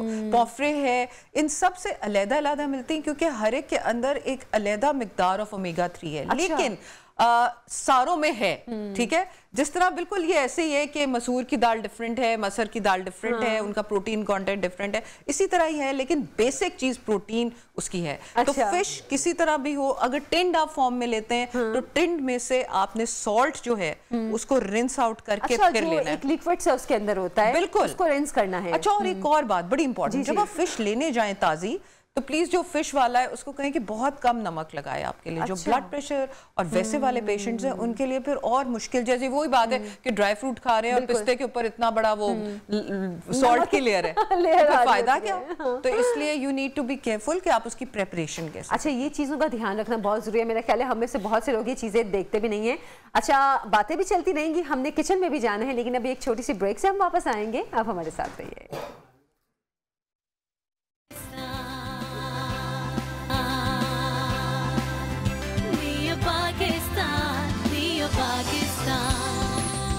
Welcome back जनाब। आज हमारे किचन में भी फ़िश की खुशबू उठ रही है। हम बात भी फ़िश की खुसूसियात, उसकी अफादियत के हवाले से कर रहे हैं। सर्दी का मौसम है ज़ाहिर है, और जैसे कि डॉक्टर फरजीन बता रही थी कि ख़ास तौर पर सर्दियों में इसलिए भी फ़िश खाई जाती है क्योंकि उसकी तासीर गर्म होती है, और हमारा खित्ता वैसे ही इतना गर्म है जहाँ पर टेम्परेचर गर्मियों में 50 डिग्री तक अब तक चला जाता है। तो बेहतर है कि आप फ़िश ऐसे मौसम में खाएँ जो कि मुतदिल हो, या तो बैलेंस मौसम हो या फिर सर्दी का मौसम हो जिसमें आपको खाने का भी मज़ा आए। तो अभी किचन मेरा ख्याल है हम चलते हैं किचन में। अनम, क्या फिश कहाँ तक पहुंची है? मतलब चल के आ गई थी यहाँ तक? चल के आके मैंने उसको मैरिनेट भी कर दिया था। मैरिनेट जो मैरिनेशन है वो मैं आपके साथ थोड़ी सी शेयर कर लेती हूँ। और उसके बाद आप देख रही होंगी कि ये एक बैच जो है वो फ्राई भी हो गया है और दूसरा बैच जो है मैं डालने की तैयारी में हूँ।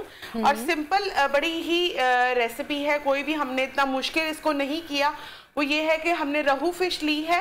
उसको जो है तकरीबन 1 से 1.5 किलो के करीब, उसके अंदर मैंने लहसुन अदरक पेस्ट लगाया था। उसमें मैंने थोड़ा सा जो है नमक, क्योंकि नमक ऑलरेडी कंटेंट थोड़ा ज़्यादा होता है उसके अंदर फिश में, तो थोड़ा बैलेंस नमक आपने उसमें डालना है। कुटी हुई लाल मिर्चें डाली थी, थोड़ी सी अजवाइन डाली है, ज़ीरा डाला है, और जो साबुत गरम मसाला जो होता है उसको पीस कर वो डालकर गरम मसाला पाउडर इसमें डाला है मैंने, और थोड़ा सा मैंने इसमें सिर्फ बेसन डाला है ताकि मसाला जो है उसके साथ टिक रहे। हाँ बिल्कुल। ये अच्छा, उसके बाद सिंपल जो है मैंने उसकी मैरिनेशन करके ओवरनाइट मैरिनेशन की है। अगर आपको फिश का जायका लेना है तो बेहतर ये है कि 1-2 दिन पहले उसको मैरिनेट कर दे। उससे क्या होता है कि बड़ा अच्छा जो है फ्लेवर अंदर चला जाता है। प्लस लहसुन अदरक क्या करता है, उसको मीट टेंडराइजर वाला काम करता है। जब आप फिश उसको फ्राई करते हैं तो आपको इतना ज़्यादा टाइम नहीं लगता।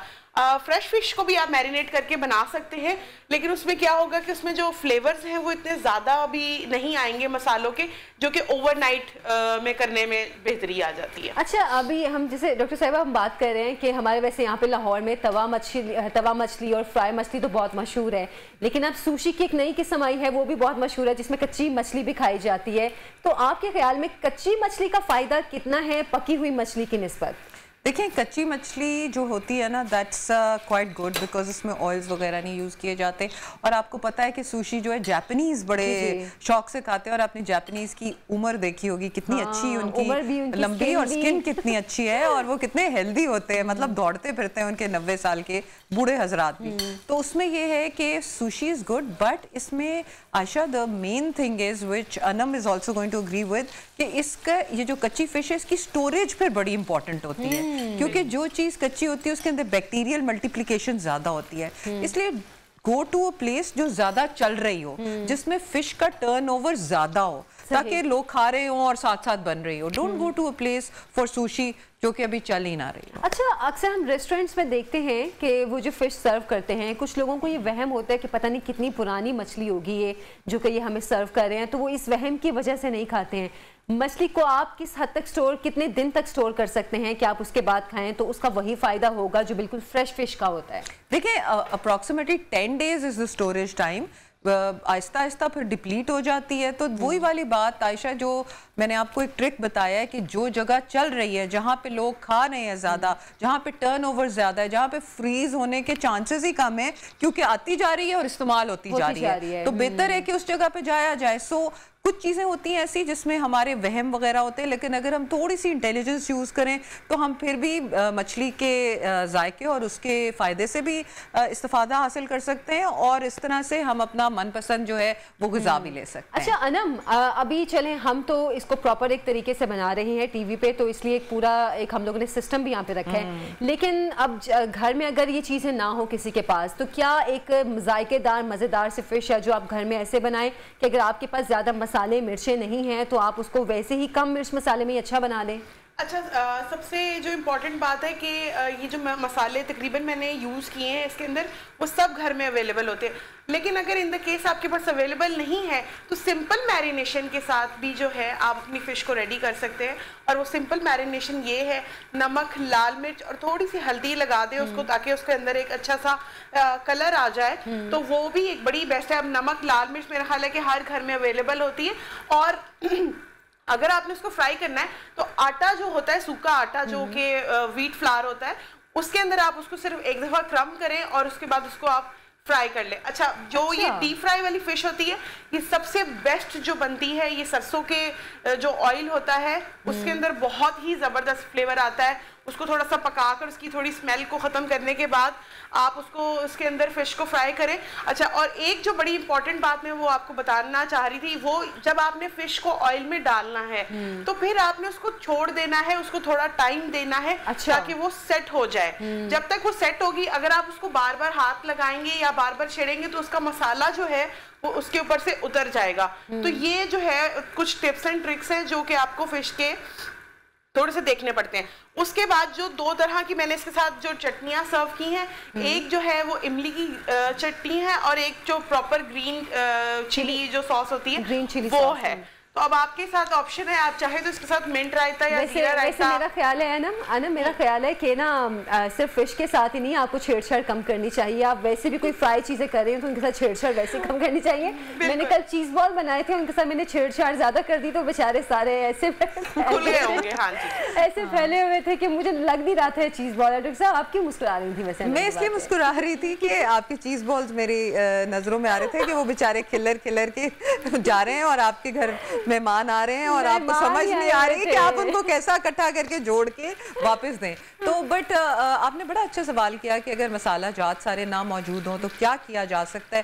बेस्ट थिंग इज कि आप फिश लें, फिश के ऊपर आप हल्का सा लेमन डालें और बिल्कुल लेमन निचोड़े और हल्का सा नमक लगाएं एंड दैट्स इट। या थोड़ी सी, जैसे लोग फिश खाते विनेगर लेते हैं। अभी आपने बात की कि जैसे कुछ हजरात को गर्मी ज़्यादा लगती है, कुछ को कम लगती है, हर एक का डिफरेंट बॉडी का एक टेम्परेचर है। सो एक और ट्रेंड भी जाता है जो मैंने चाइना में नोट किया, वो ये है कि if you have fish with अनार का जूस या अनार, या आप ये जो है मौसमी माल्टा वगैरह इसके साथ इसके खाने के बाद इस्तेमाल करें तो इसका एक मोतदिल वाला भी वो हो जाता है, बैलेंस कर देता है उसका जो बिल्कुल जो उसकी गर्माइश है उसको बैलेंस कर देता है। Have vegetables with it.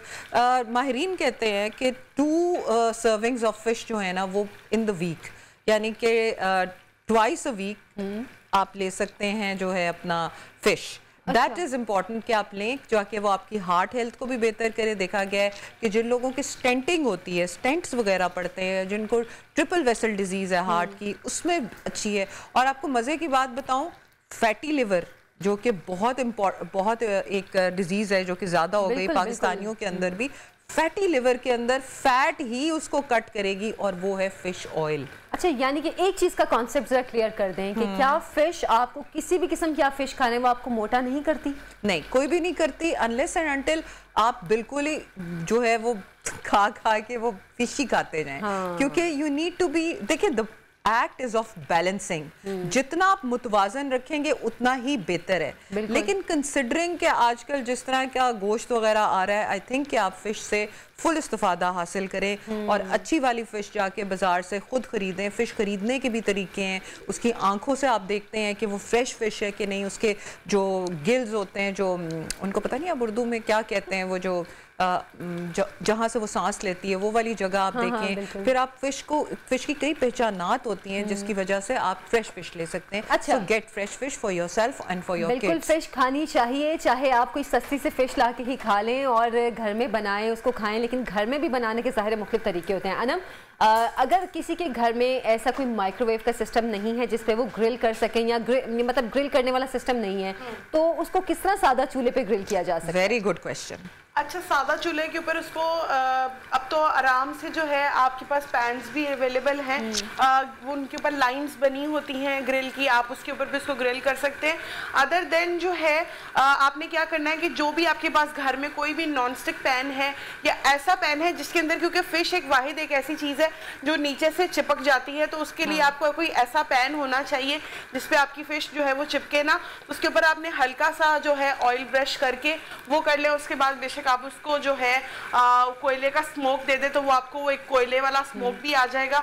और जैसे कि अभी हम एक बात कर रहे थे कि फिश की पहचान किधर से होती है कि वो फ्रेश है। जब आप फिश लेने जाएं स्पेशली, तो जब आप फिश को टच करते हैं, आप अगर उसकी बॉडी के ऊपर टच करेंगे, अगर हाथ उसके अंदर चला जाता है और वहां पे एक जैसे एक छोटा सा सर्कल सा बन जाता है क्योंकि आपने उसको प्रेस किया, दैट मींस कि फिश अभी फ्रेश नहीं है।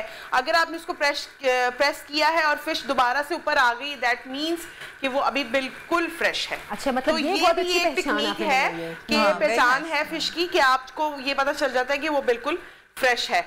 और जैसे कि आपको पता है कि फ़िश जो है हम बड़े ही डिफरेंट रेंज में सर्व कर सकते हैं। तो अगर आपके पास क्या कहते हैं माइक्रोवेव भी अवेलेबल नहीं है और अवन भी अवेलेबल नहीं है, तो आप देचके में भी फिश को बेक कर सकते हैं। अच्छा, स्टोन्स के साथ जो आजकल वो देचका बनता है, या नमक डालकर आप उसकी बेस सेट कर लेते हैं और ऊपर कोई भी ऐसा पैन, थोड़ा वजनी पैन, उसको हल्का सा ग्रीस कर आप उसके अंदर अपनी मैरिनेटेड फिश को रख दें और उसको 30 या 35 मिनट्स के लिए बेक करने के लिए रख दें। वो बेकिंग का ही काम करता है। तो स्टीम भी ऐसे ही करते हैं ना? स्टीम जो है वो देचके के अंदर पानी रखें, उसके बाद आप उसके अंदर ऊपर कोई भी जाली या कोई भी ऐसा बर्तन रख लें जिसमें अच्छे से स्टीम आए, तो वो आप वाली भी ऑप्शन आपके पास अवेलेबल है। मतलब घर में ये चीजें हो सकती हैं, जैसे अक्सर लोग प्रेशर कुकर में केक भी बेक कर लेते हैं। हाँ, वैसे आई थिंक वो भी आर्ट है। सकते हैं क्या? आर्ट है, आर्ट है, ये तो वाकई में आर्ट है। अच्छा डॉक्टर साहिबा, एक मिथ है जो कि हम बचपन से सुनते आ रहे हैं, मुझे नहीं पता ये मिथ है या वाकई में ये सच बात है, कि फिश खाने के बाद अगर आप दूध पी लेते हैं तो आपको फुल बेरी हो जाती है। अच्छा, जो मेरे से मुझे पहले ही पता था, जिसने फिश का प्रोग्राम करना है, ये सवाल ये जरूर ही आएगा। अच्छा, उसका यही जवाब है। एक तो ये है कि चूंकि ये हमारी एक वालदा और हमारी दादी नानियाँ इस चीज़ पे बहुत ज़्यादा वो इंसिस्ट करती थी, तो आई थिंक इसमें कोई हर्ज नहीं है कि हम थोड़ा सा वक्फा आधे घंटे का, हमने कोई लड़ाई तो नहीं लड़नी ना, कि हमने ज़रूर कोई जिद तो नहीं है कि हमने पीनी है। Then again at the same time UAE में और डिफरेंट इलाकों में जब रेसिपीज़ फ़िश की जो होती हैं उसके अंदर दूध दही का इस्तेमाल भी होता है। सो कहते हैं कि कोई ऐसी ख़ास फ़िश है जिसको खाया जाए उसके बाद दूध पिए तो ल्यूकोडर्मा होने के चांसेस हैं या बर्स होने के चांसेस है, बट बेसिकली एज साइंस इस चीज़ को नहीं मानती, बट आई फील कि